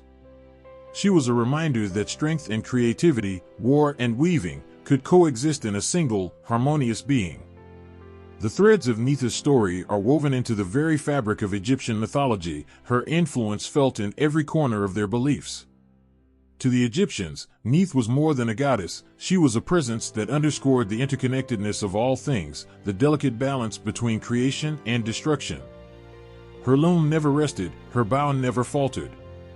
Neith's hands shaped the world, her spirit safeguarded it, and her wisdom illuminated its path forward. The hiss of a cobra slithering through the sand carried with it a sound both subtle and sinister. To the ancient Egyptians, that sound was not merely a warning but a reminder of an omnipresent power, Wadjet, the fierce and watchful cobra goddess. Her presence was felt in the searing heat of the desert sun, the whisper of reeds along the Nile, and the gleam of the uraeus, the sacred serpent coiled at the brow of the pharaoh. She was a protector, a symbol of sovereignty, and a force that embodied both the nurturing and unrelenting aspects of divine authority. Wadjet was not a distant deity confined to temple statues or cryptic inscriptions, she was a living emblem of power and vigilance. Her image adorned the crowns of Egypt's rulers, the rearing cobra poised to strike, a vivid declaration that those who defied Ma'at, the balance of the cosmos, would face swift retribution. She was not just a protector of the pharaoh, but of Lower Egypt itself, her essence entwined with the fertile lands of the Delta and its people. Legend spoke of Wadjet's origin as one of the earliest deities of Egypt, her worship predating even the unification of the two lands. In those ancient days, her form was said to move like a shadow through the reeds, her gaze unblinking, her fangs poised to defend her domain. She was the embodiment of Lower Egypt's spirit, her presence inseparable from the papyrus thickets and waterways that sustained life. But Wadjet's protection extended far beyond the physical. She was believed to guard the pharaoh's ka, the vital essence that linked the ruler to the divine. The uraeus, perched atop the pharaoh's crown, was not merely ornamental, it was Wadjet herself, her fiery breath said to incinerate enemies before they could approach. Her power was unyielding, her watchfulness eternal. She did not merely defend, she eradicated threats with the precision of a serpent's strike. In her role as a guardian, Wadjet was often associated with Ra, the sun god. It was said that she traveled with him on his celestial bark, defending him during his perilous journey through the Duat each night. When Apophis, the serpent of chaos, sought to devour the sun and plunge the world into darkness, it was Wadjet's ferocity that drove him back. Her venom was not just a weapon but a manifestation of cosmic order, her bite ensuring that the light would rise again. Wadjet's maternal aspect was equally revered. She was seen as a nurturer of the land, her waters bringing life to the delta's fields. Her name, derived from the word for papyrus, connected her to the lush vegetation that flourished under her watch. She was both fierce and tender, a mother whose love was as fierce as her wrath. To her devotees, she was a source of guidance and protection, a goddess who stood unyielding between them and the chaos that loomed at the edges of existence. Her cult center at Wadjet, known to the Greeks as Buto, was a place of profound reverence. Pilgrims traveled from across the land to honor her, leaving offerings and seeking her blessings. The sacred flame that burned in her temple was said to embody her fiery spirit, a beacon that illuminated the path of those who sought her favor. Priests tended to her image with devotion, their rituals a blend of gratitude and supplication, their hymns extolling her as the Great One of Magic.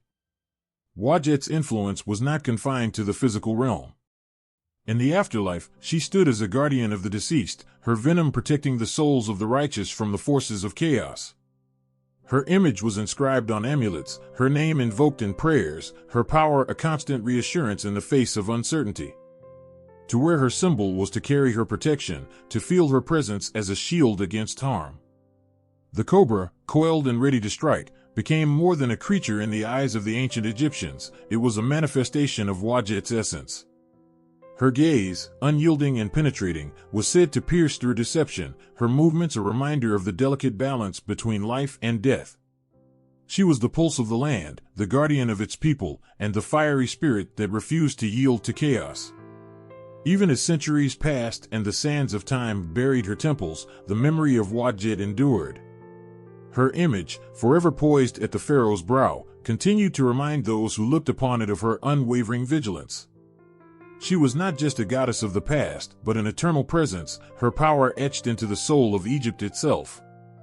The cobra goddess, with her unblinking eyes and lethal grace, remains a symbol of protection, authority, and the indomitable spirit of a land that still whispers her name. The silent majesty of a vulture gliding across the sun-drenched skies of ancient Egypt spoke of more than just nature's cycles, it carried the presence of Nekhbet, the vulture goddess, the sacred guardian of Upper Egypt and divine embodiment of motherhood. She was not a goddess of chaos or fear, despite her association with a scavenger bird, rather, she was a figure of nurture, protection, and sovereign authority, her wings an eternal shield over those under her care. Nekhbet's connection to the land was visceral and unbreakable. She was the breath of the Theban wind that rustled through the cliffs of Upper Egypt, her essence bound to the rugged deserts and fertile plains. Her image adorned crowns, specifically the white-hedged crown of Upper Egypt, standing as a testament to her role as the divine protector of pharaohs.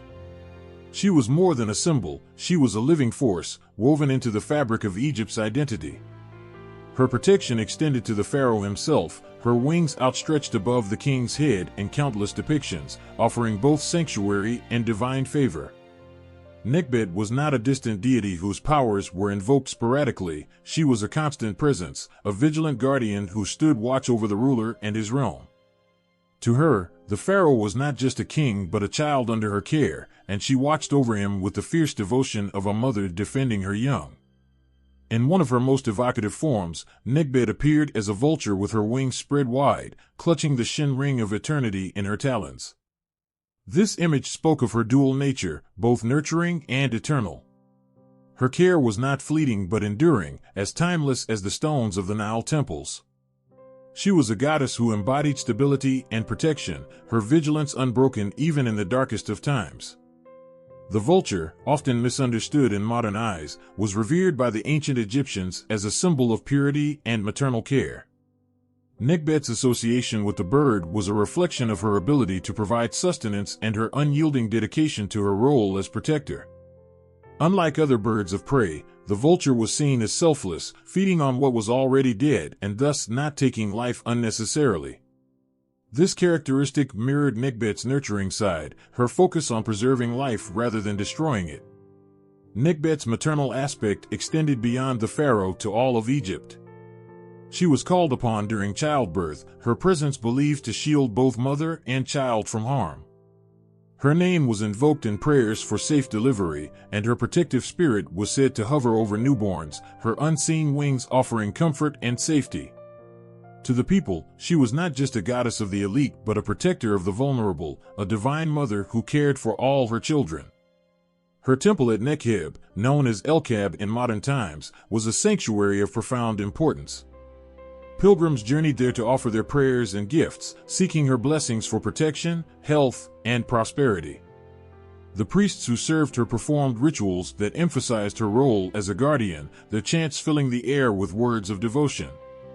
Within the sacred confines of her temple, Nekhbet's presence was palpable, a living force that reassured and inspired.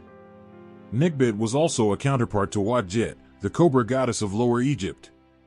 Together, they symbolized the unification of the two lands, their images entwined on the crowns of pharaohs. While Wadjet represented the fiery and aggressive defense of the land, Nekhbet embodied a more nurturing yet equally fierce guardianship. This balance of power, the blending of fire and nurture, chaos and stability, was a cornerstone of Egyptian belief. But Nekhbet was not limited to protective roles. She also symbolized rebirth and renewal, her association with the vulture tying her to the cycles of life and death. The vulture's ability to transform death into sustenance reflected the eternal cycle of renewal that Nekhbet governed. She reminded the people of Egypt that life, no matter how fragile, always found a way to endure. When the pharaoh took to the battlefield, Nekhbet was with him, her wings extending invisibly over the army, her spirit infusing the soldiers with courage.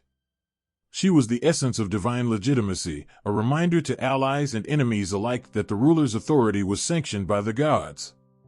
Her presence in war and peace alike solidified her as an indispensable figure in the spiritual and political life of Egypt. In every depiction, whether as a vulture soaring above the heavens or as a divine figure with her wings spread wide, Nekhbet exuded a quiet yet unshakable power. She was a goddess who did not roar but whose very silence demanded respect. She embodied the enduring strength of motherhood, the unyielding resolve of a protector, and the timeless connection between a people and their land. Even today, as the sands of time obscure her temples and her name is spoken less often, the spirit of Nekhbet endures. She lingers in the memory of a civilization that understood the profound balance of nurture and strength, her wings forever spread, sheltering a legacy that refuses to be forgotten. In the suffocating silence of the desert night, where the sands whispered secrets under the moonlight, there lived the unseen threat of a deadly sting, the scorpion. To the ancient Egyptians, this creature was not merely a harbinger of pain or death, it was a symbol of protection and healing, embodied by the fierce and enigmatic Serket, the scorpion goddess. She was the guardian of thresholds, a divine sentinel whose power was both feared and revered, for she walked the fine line between life and death with unwavering grace. Serket's essence was a paradox.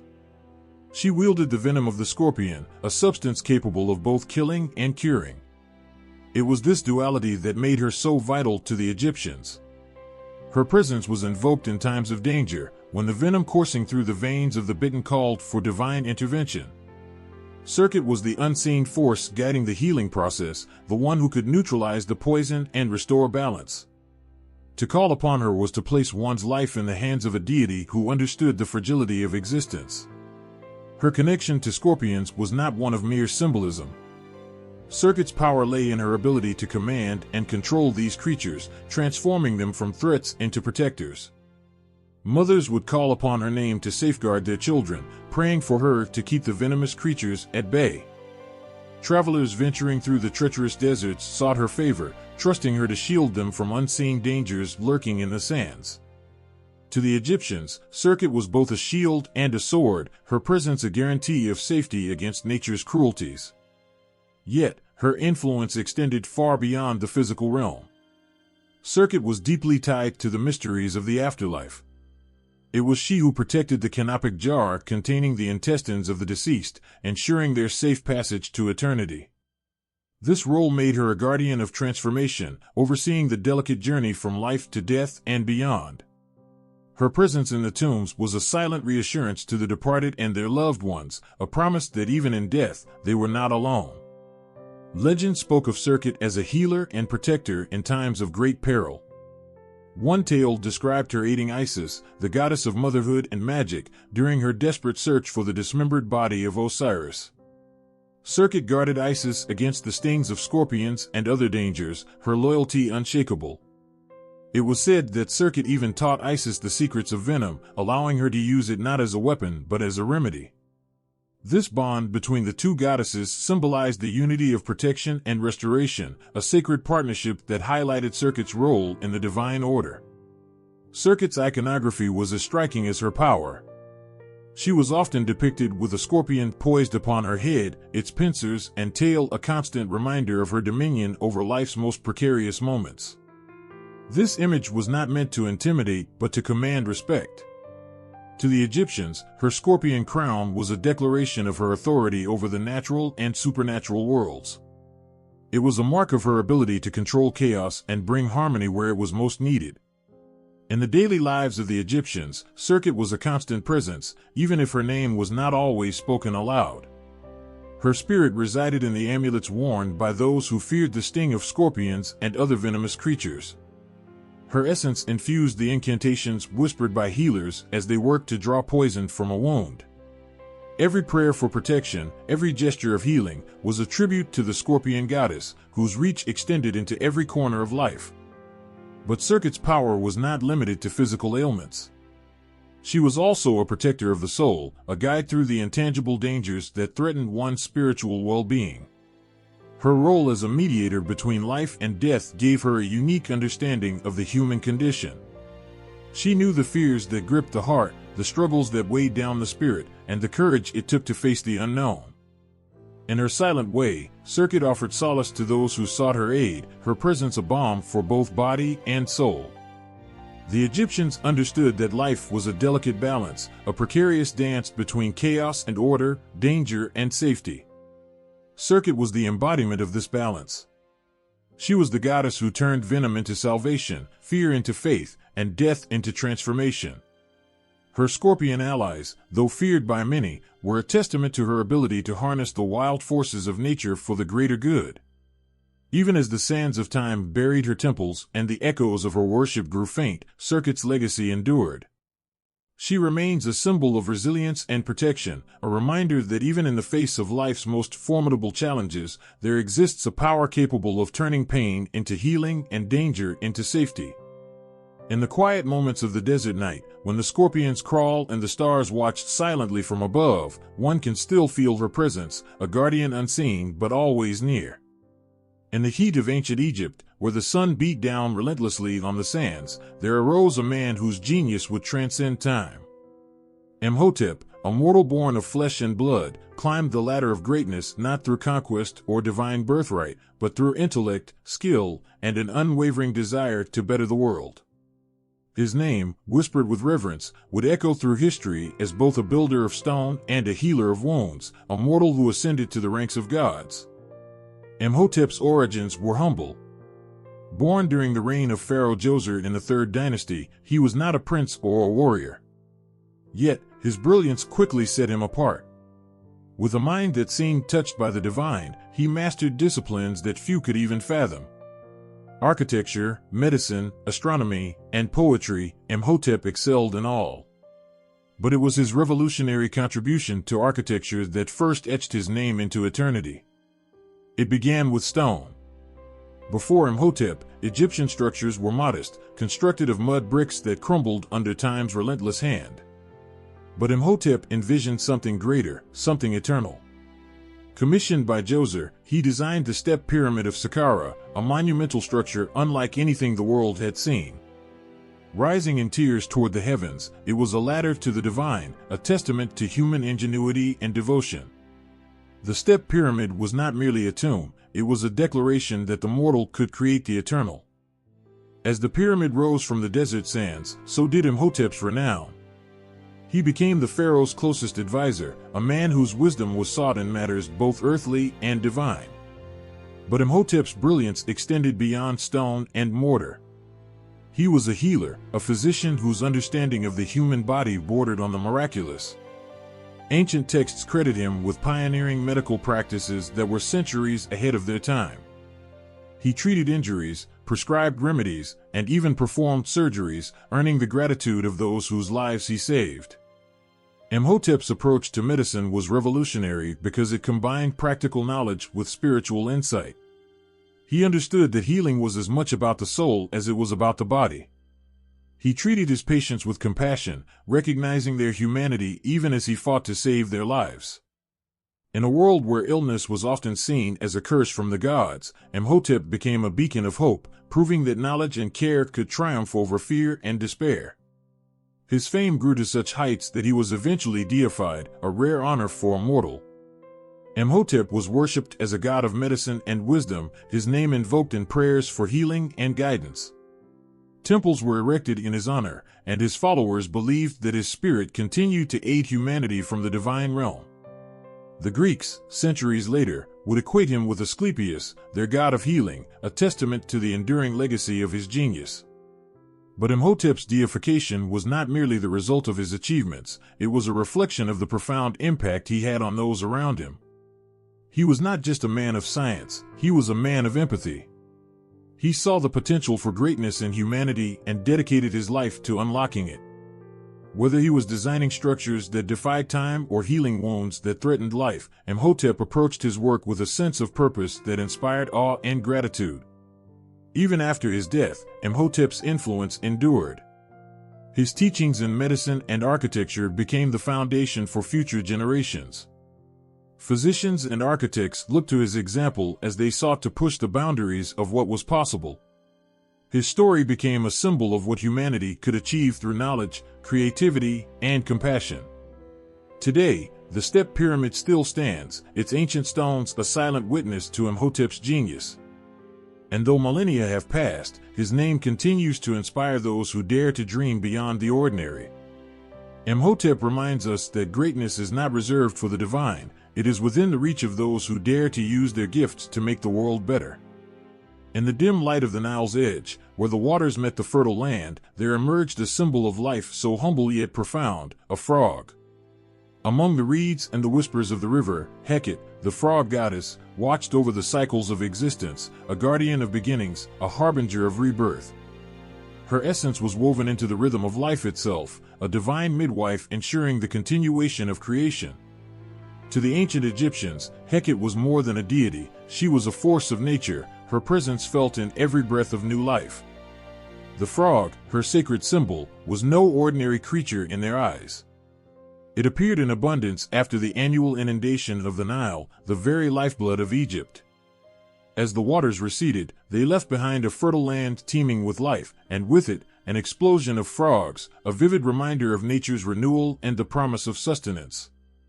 Hecate's name was often spoken in hushed tones by expectant mothers. She was the goddess who granted safe passage to the unborn, who blessed the laboring with strength and ensured the first cry of a newborn would pierce the air. Midwives called upon her for guidance, her image engraved on amulets clutched tightly during childbirth. It was said that her presence soothed the pain, her power turning anguish into the joy of new life. In the grand narrative of Egyptian mythology, Hecate played a pivotal role in the story of creation. She was closely associated with Khnum, the divine potter who shaped humans from the clay of the Nile. As Khnum formed the fragile bodies, Hecate breathed life into them, her essence animating the inert. Together, they were the architects of existence, partners in a divine dance of creation. Yet Hecate's domain extended beyond the miracle of birth. She was a goddess of rebirth, a guide through the cycles of death and renewal. In a land where the line between the mortal and the eternal was finely drawn, Hecate was a beacon of hope. Her association with resurrection found echoes in the belief that she aided the deceased in their passage to the afterlife. She reminded the living that death was not an end but a transformation, a step in an eternal cycle. Her imagery, simple yet potent, adorned the walls of tombs and temples. The frog, small and unassuming, was a symbol of boundless potential. In Hecate's form, it embodied the mystery of life itself, the transition from water to land, from one state of being to another. To see a frog in the fields or near the river was to witness a glimpse of her divine presence, a reassurance that the gods had not turned away. Despite her profound role in life and death, Hecate was not a goddess of grandeur or fierce displays. Her power lay in subtlety, in the quiet moments of transformation that often went unnoticed. She was there in the first stirrings of a heartbeat, in the fragile bloom of a flower after the flood, in the renewal of the soil beneath a farmer's feet. Hers was a presence that whispered rather than roared, yet it was no less commanding.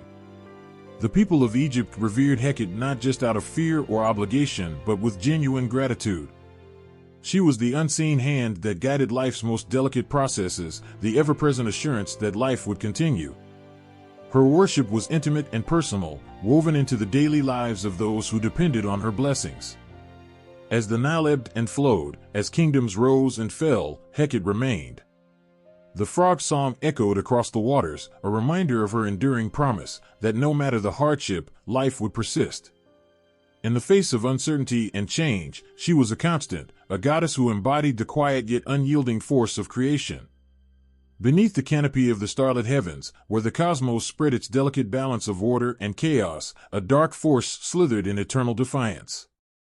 Apep, the chaos serpent, writhed in the unseen shadows, a monstrous embodiment of disorder, hunger, and annihilation.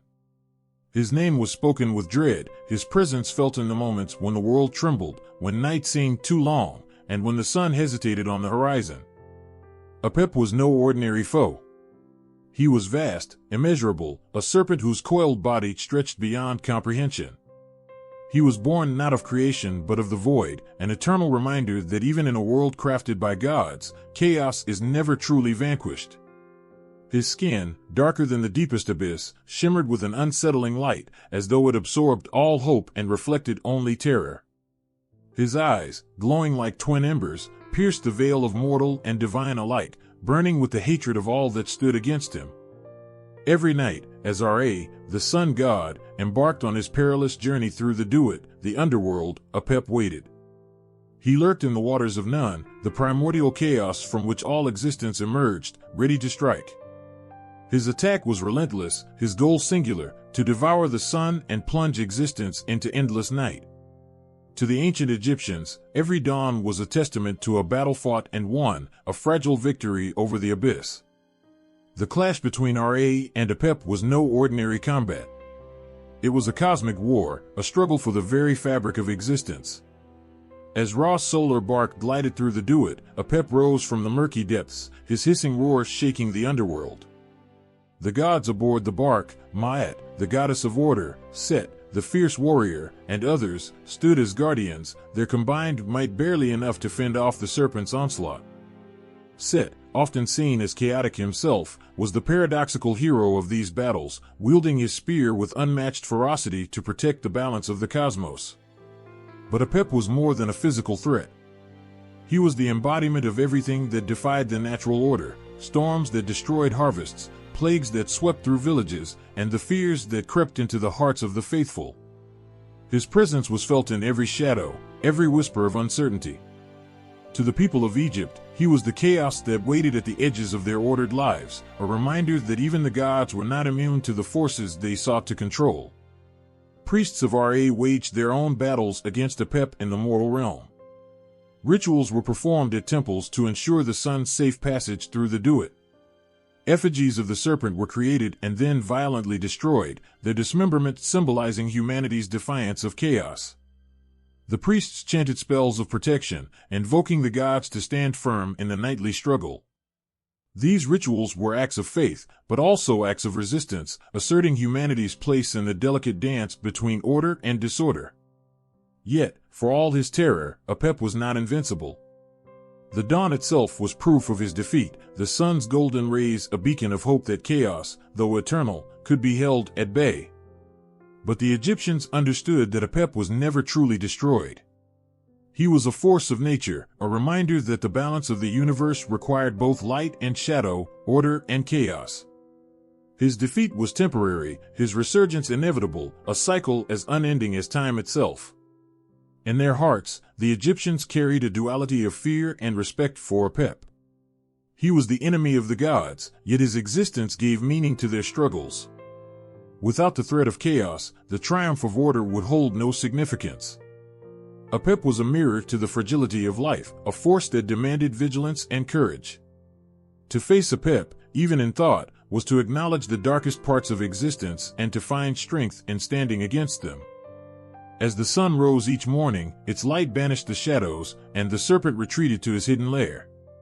But the people knew he would return.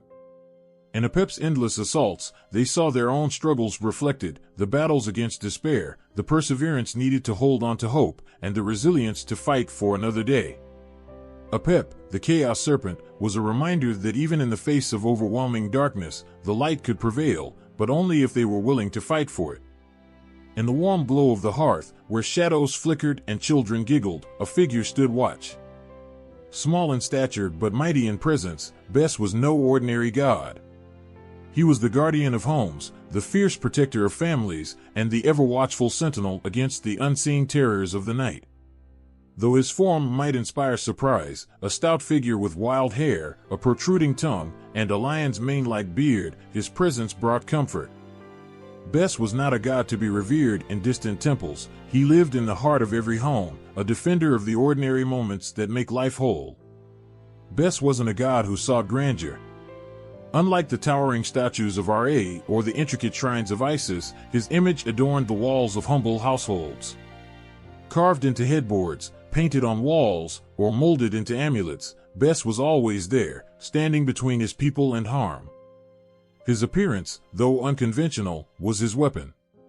The ancient Egyptians believed that his fearsome face and exaggerated features terrified evil spirits, banishing them before they could bring harm. Where Bes stood, danger hesitated. But Bes was more than a figure of intimidation. He was a god who cared deeply for the vulnerable. He stood guard over sleeping infants, his watchful gaze ensuring that no harm would come to them in the vulnerable hours of the night. He protected women in childbirth, a moment when life and death balanced precariously. Midwives called upon him, trusting his presence to shield the mother and child from complications or ill omens. For Bes, every cry of a newborn and every relieved sigh of a mother was a victory against the forces of chaos. Unlike many gods who maintained a certain aloofness, Bes was intimate, approachable. He wasn't shrouded in mystery or aloof majesty. He was the laughter in a child's giggle, the warm embrace of a family's love, the calming presence that reminded people they were safe. His energy was vibrant, almost playful, yet unyieldingly protective. In the harsh deserts and bustling villages of Egypt, where dangers lurked in shadows both seen and unseen, Bes was the guardian who never rested. Yet, his role went beyond protection. Bes was a god of joy and celebration. He was present at festivals, where his lively dances and rhythmic tambourines brought smiles to even the weariest faces. His exuberance was contagious, a reminder that life, despite its challenges, held moments of beauty and happiness worth cherishing. In his presence, fear faded, replaced by laughter and song. Even the sternest heart softened at the sight of Bes's cheerful antics, a god who taught his people that strength and joy could coexist. Evil spirits, nightmares, and ill fortune feared Bes, but so did the forces of oppression and injustice. His protection wasn't limited to the physical. He shielded his people from despair, lifting their spirits with his unwavering presence. For those who felt small in the vastness of the world, Bes was their champion. His small stature was no limitation. It was a reminder that even the smallest among us could stand tall in the face of adversity. The stories of Bes weren't grand epics of battles or cosmic struggles. They were quieter, rooted in everyday life. He was the god who chased away the child's nightmare, who ensured the mother's safe delivery, who made a family feel secure in their modest home. But in these small acts lay his greatness. Bes's power was not in dominion or conquest, but in connection, in the way he wove himself into the lives of those he protected.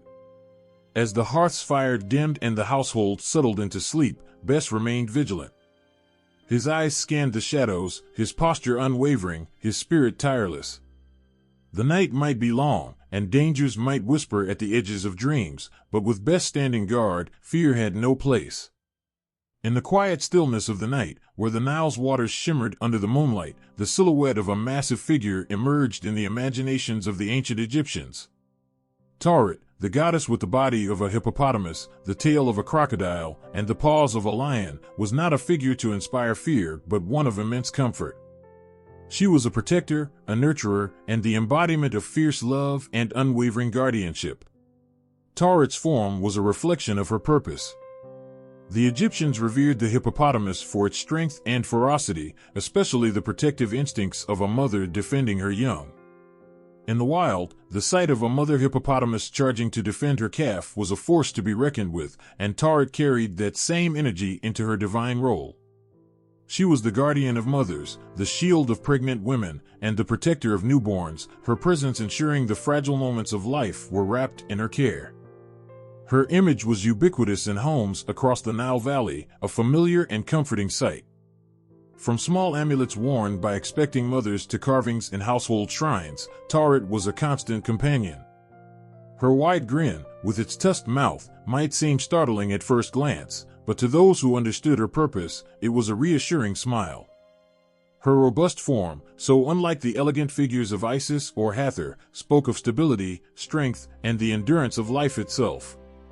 In the dim light of childbirth, a time fraught with danger and uncertainty, Tauret stood as a beacon of hope. Midwives and mothers called upon her, placing faith in her ability to protect the delicate balance between life and death. She was believed to ward off malevolent spirits and ensure a smooth delivery. The stakes were high, for childbirth in ancient Egypt was perilous, and the need for Tauret's presence was deeply felt. Her blessings were sought not only for the safety of the mother and child, but also for the preservation of the family's future. But Tauret's guardianship extended beyond the birthing chamber. She was a defender of the home itself, keeping chaos and harm at bay. Her association with the Nile's waters, the source of life and fertility, reinforced her role as a giver and protector of life. The crocodile tail she bore symbolized her command over the river's dangers, and her lion-like limbs represented her ability to fend off threats with ferocious determination. Tauret's influence wasn't confined to the mortal world. She was tied to the cosmic forces that governed fertility and rebirth. In the celestial realm, she played a role in ensuring the cycle of life continued uninterrupted. Her connection to water, the lifeblood of Egypt, underscored her significance as a life-giver, nurturing not just individual families but the entire land. Her guardianship also offered emotional solace. To those who feared the unknown, Tauret provided a sense of control. Her robust figure and warm, protective energy reassured people that life's most vulnerable moments would not be faced alone. She was the invisible force standing between them and the chaos that threatened to disrupt their lives. Though Tauret's name might not echo as loudly in grand temples or epic myths, her presence was deeply personal and profoundly felt. She wasn't a goddess of distant reverence, but one who walked alongside her people, sharing their fears, joys, and struggles. Her essence was woven into the fabric of everyday life, a testament to the enduring bond between humanity and the divine. As the Nile continued its eternal flow, nourishing the land and its people, Tauret's spirit endured. She was there in the laughter of children, the steady embrace of a mother, and the quiet strength of a family facing life's uncertainties. Her legacy wasn't written in stone, but in the hearts of those she protected, her story a gentle reminder of the power of love and the resilience of life. In the quiet stillness of ancient Egypt, where the sun cast long shadows over the golden sands, a fierce and elegant figure moved in the hearts of those who sought justice. Mafde, the feline goddess of justice, was no ordinary deity. She wasn't concerned with grand ceremonies or intricate rituals. Her realm was that of the swift and unyielding pursuit of right and wrong. A lioness or cheetah, depending on the depiction, she was the embodiment of the sharp claws that tore through falsehoods, the swift paws that brought swift retribution to those who dared to defy truth. Mafde wasn't a goddess who stood idly by. She was a protector of laws, a defender of righteousness, and an enforcer of balance. In a world where the boundaries between chaos and order were often thin, Mafde ensured that justice prevailed. Her keen eyes could see the smallest transgressions, and her swift movement struck without hesitation, delivering punishment to wrongdoers in an instant. No thief, liar, or deceitful person could escape her gaze. Her image, carved in stone and woven into amulets, was one of grace and power. With her sleek feline form and sharp claws extended, Mafde was an intimidating figure to those who violated the codes of the land. The Egyptian people believed that her very presence deterred crime and kept order intact. Her responsibility was not just to the courts and judges, but to the soul of Egypt itself. Mafde was justice in its purest form, swift, decisive, and relentless. Unlike many deities who had roles shaped by grandeur and power, Mafde was grounded in the everyday life of the people. She was the goddess whom a villager would call upon when wronged by a neighbor or when seeking fairness in trade. To the priests and officials, she was the force that guided their judgments, ensuring they remained true to their sacred duty. In the courts of ancient Egypt, the judgment of Mafde was final, her scales of justice balanced and true. Her laws were not written in scrolls or carved into stone tablets, but understood in the very rhythm of the land. Yet, Mafde's role was not only that of a punisher. She was also a protector. To the innocent, she was the lioness standing between them and harm, her sharp teeth bared to any who sought to bring injustice to the vulnerable. She was the fierce guardian of truth, the one who ensured that no lie or deceit could overshadow the light of righteousness. To the oppressed and downtrodden, she was a comforting presence, a promise that justice would one day come, swift and unstoppable. Her association with cats, creatures known for their precision and stealth, meant that Mafde was both seen and unseen in her pursuit of justice. She could slip silently into the shadows, her movements so quiet that only the guilty would feel her presence, knowing that her judgment was imminent. She was the perfect combination of elegance and lethal force, an embodiment of justice that was both beautiful and deadly. As the sun set behind the pyramids, casting a golden hue over the land, Mafde's spirit lingered in every moment of truth. She was the quiet assurance that no wrong would go unpunished, that no lie would go unanswered. The Egyptian people, aware of the thin line between chaos and order, found solace in Mafde's watchful eyes. She was their constant reminder that no matter how dark the night, justice was always at hand, ready to pounce at the first sign of wrongdoing. Her power wasn't in the loud thunder of storms or the fury of battles, it was in the still, quiet moments when a wrongdoer knew they were caught in the web of truth. Mafde didn't need to announce her presence. Her work was done in silence, her judgment swift and sure, a perfect reflection of the order that held the world together. And as the stars rose over the ancient land of Egypt, it was Mafde's justice that remained unwavering, keeping the balance intact, one swift paw at a time. The Nile, with its vast expanse and ever-present power, was more than just the lifeblood of Egypt. It was a place of mystery, where both the land and water held ancient forces that could shape the destiny of all who relied on its currents. From its depths, one of Egypt's most formidable gods emerged, Sobek, the crocodile god of strength, whose fierce presence commanded both awe and fear. With the body of a man and the head of a crocodile, Sobek's image was as terrifying as it was revered, and his role as protector, warrior, and embodiment of the primal force of nature made him a god who stood at the edge of both creation and destruction. To the ancient Egyptians, Sobek was not just a god to be feared, he was a source of strength and survival. Crocodiles, the very creatures that roamed the Nile, were respected for their ability to endure, to strike with terrifying precision, and to rule the waters with ruthless efficiency. Sobek mirrored these qualities. He was the raw power of nature, the embodiment of both the violent and the protective aspects of life.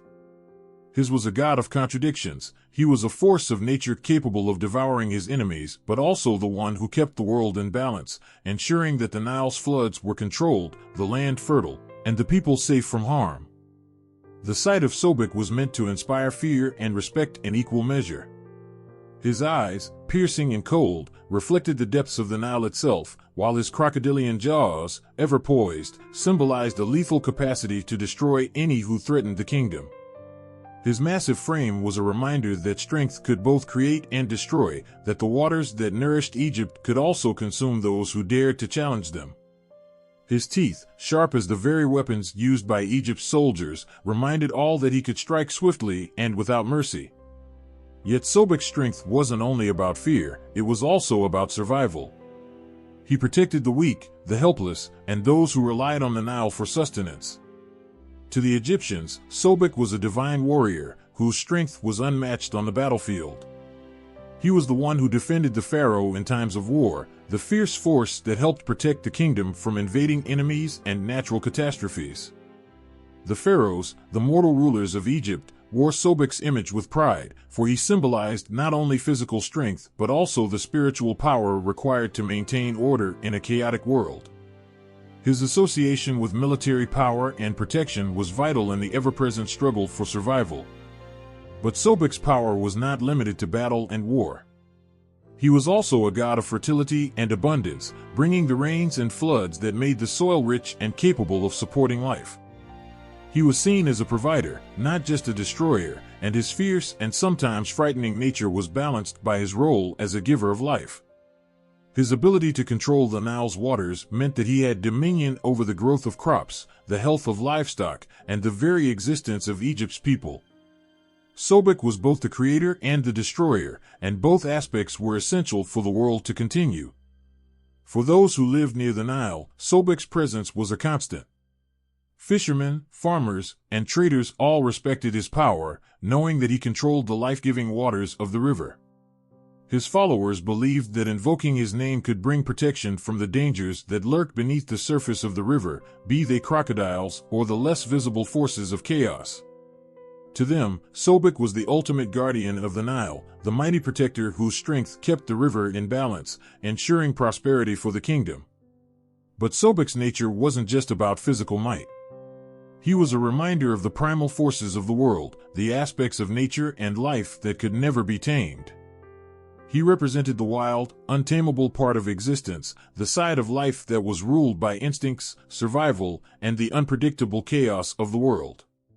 His fierce, crocodilian nature was a reflection of the untamed and unpredictable forces that ran through the very fabric of life itself. And while his ferocity commanded respect, his connection to the Nile's natural cycles reminded the Egyptians that life was as much about balance as it was about strength. In the quiet corners of Egypt, where the Nile's waters met the land, Sobek's spirit continued to guide and protect.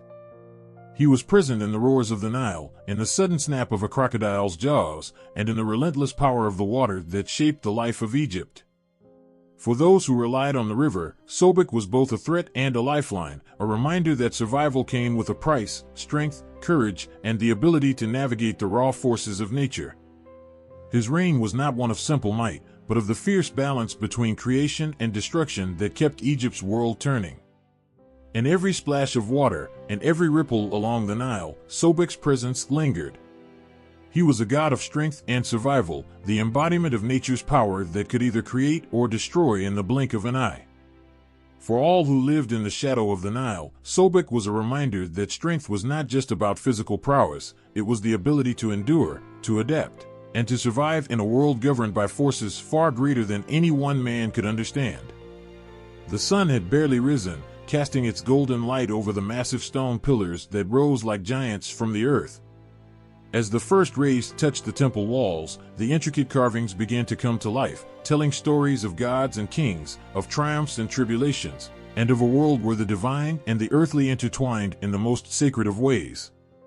These temples, the heartbeats of ancient Egypt, were more than just structures. They were the sanctuaries of power, the meeting points between the human and the divine, and the places where the Egyptians could feel the pulse of the gods beneath their feet. Each temple had its own unique soul, a personality born from the god it honored and the rituals performed within its walls.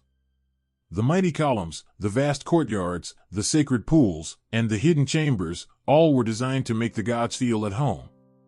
The air inside these temples was thick with incense, the scent of offerings, and the whisper of ancient prayers.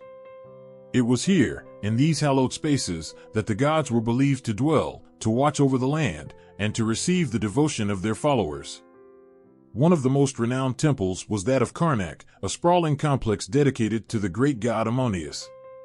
Its towering pylons, gateways into the divine, seemed to stretch endlessly toward the sky. The walls were adorned with scenes of kings and gods, their faces frozen in time, their hands raised in adoration. It was a place of pilgrimage for many, for here, the Egyptians believed they could connect with the god Ammonius, whose power could shape the destiny of both kings and commoners alike.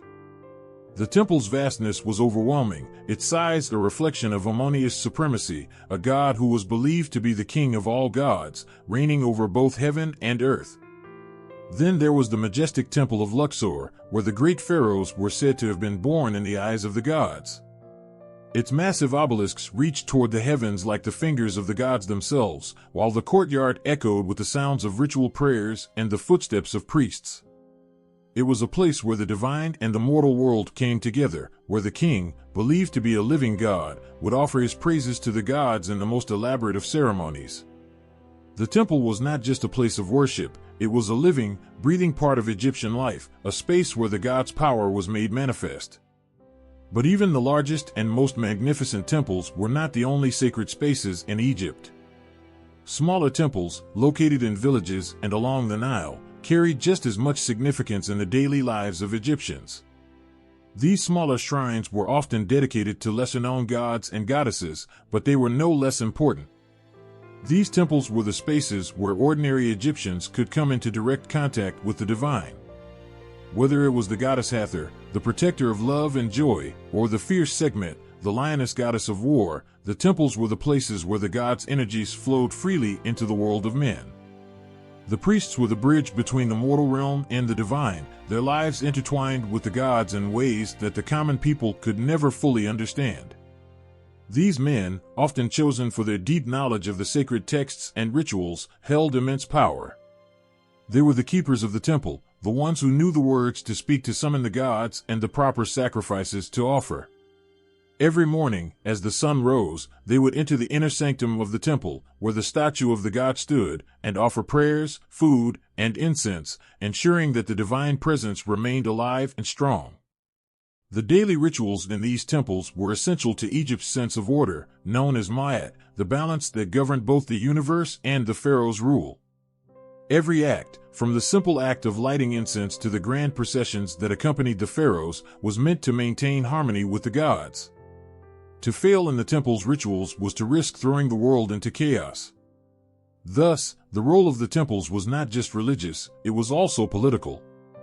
The king was seen as the divine representative on earth, and his relationship with the gods, cultivated through the temples, was key to Egypt's prosperity and peace. In these sanctuaries, the gods were not distant or detached from human affairs. Instead, they were intimately involved in every aspect of life. The high priests would perform grand ceremonies, recite ancient prayers, and make offerings of food, wine, and incense to appease the gods and to ensure their favor. The temples were also centers of learning, where priests and scholars would record the divine laws, keeping the knowledge of the gods alive through the centuries. In the quiet chambers of these temples, knowledge was passed down from generation to generation, sacred texts written and rewritten, preserving the mysteries of the divine for eternity. The festivals that took place in these temples were nothing short of breathtaking. They were moments when the gods came to life, when the walls themselves seemed to hum with divine energy. The processions would begin, with the priests carrying the statues of the gods from their sanctuaries, through the streets, and into the heart of the temple, where offerings were made, dances were performed, and songs were sung in honor of the deities.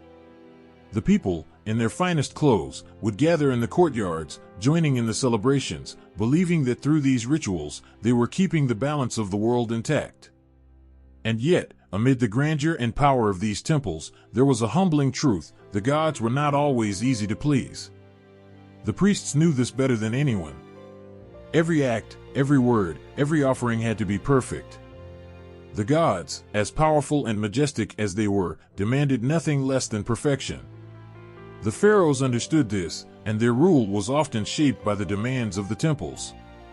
To be a good ruler was to maintain the favor of the gods, and that required the pharaoh to visit the temples regularly, offering himself as the living representative of the divine order.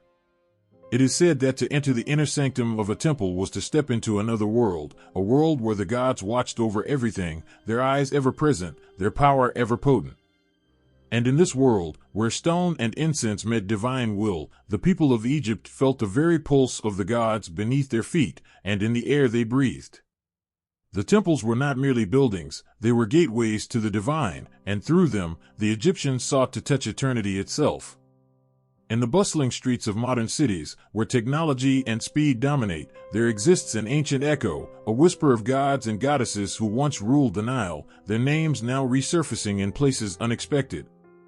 Imagine walking into a comic book shop, where the pages of the latest superhero stories are alive with dazzling battles and larger-than-life characters. There, among the colorful spandex and cosmic powers, is a familiar face, Horus, the falcon-headed god, standing tall next to caped crusaders.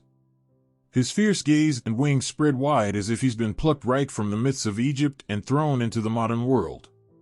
Or picture a film, one that spans galaxies and explores human mythology, where Ra, the sun god, is not just a figure of ancient tales but a character whose fiery rays illuminate both the screen and the hearts of audiences.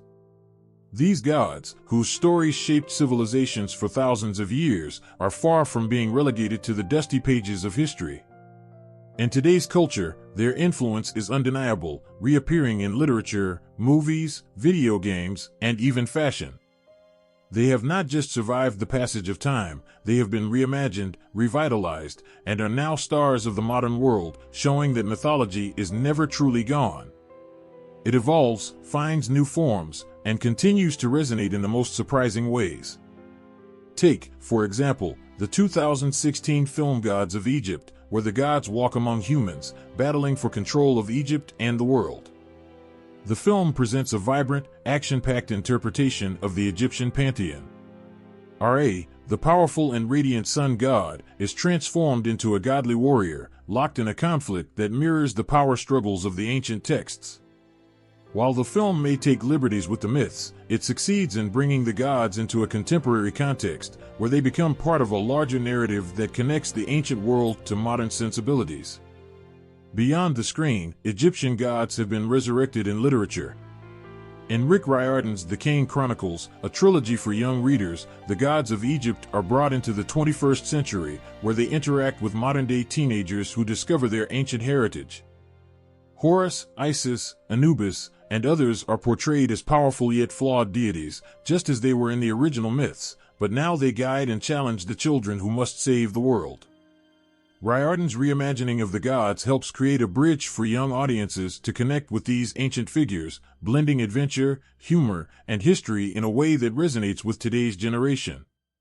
In the world of video games, Egyptian mythology is often an essential element in shaping the narrative and universe.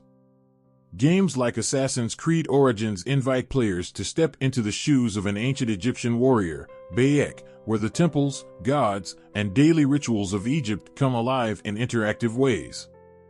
Ra's power is felt through the scorching desert sun, and Anubis' menacing presence lingers in the underworld, affecting the lives of those who dare enter.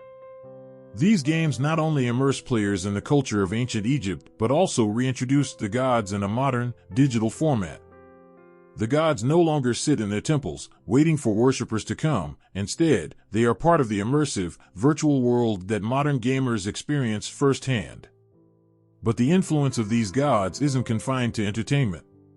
The fashion world, too, has embraced the mystique of ancient Egypt, with designers incorporating symbols of the gods into their collections.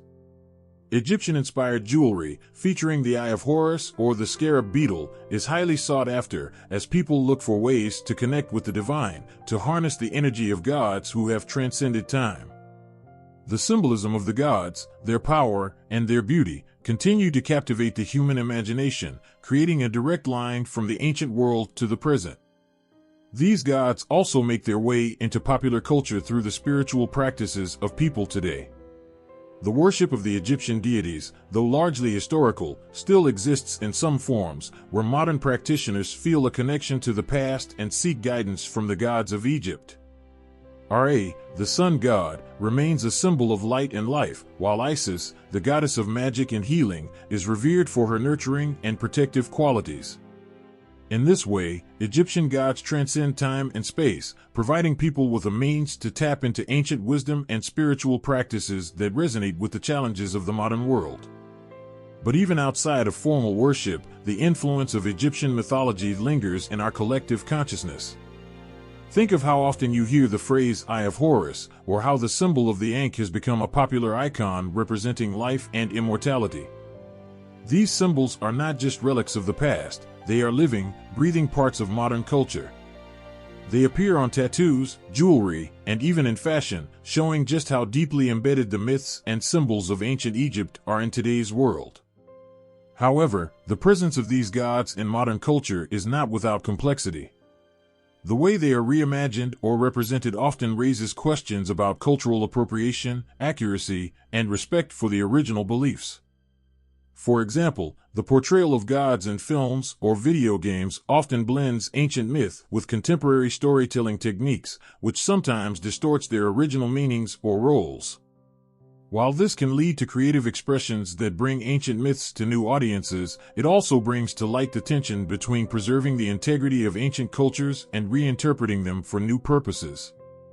Even so, these gods continue to captivate. Their stories, imbued with themes of life, death, order, chaos, and rebirth, still speak to the human condition. The eternal battle between good and evil, the search for balance in a chaotic world, the promise of life after death, these are not just ancient Egyptian concerns, but concerns that echo through modern culture as well. In every film, game, or piece of art that draws from Egyptian mythology, there is a subtle reminder that the ancient world is not so distant after all. The gods still watch over us, in their own way, as they always have.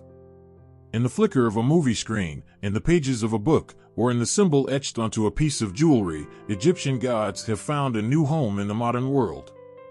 They are no longer relegated to the past, they are very much alive in our collective imagination, their timeless stories continuing to inspire, challenge, and remind us of the mysteries that still lie beyond the stars.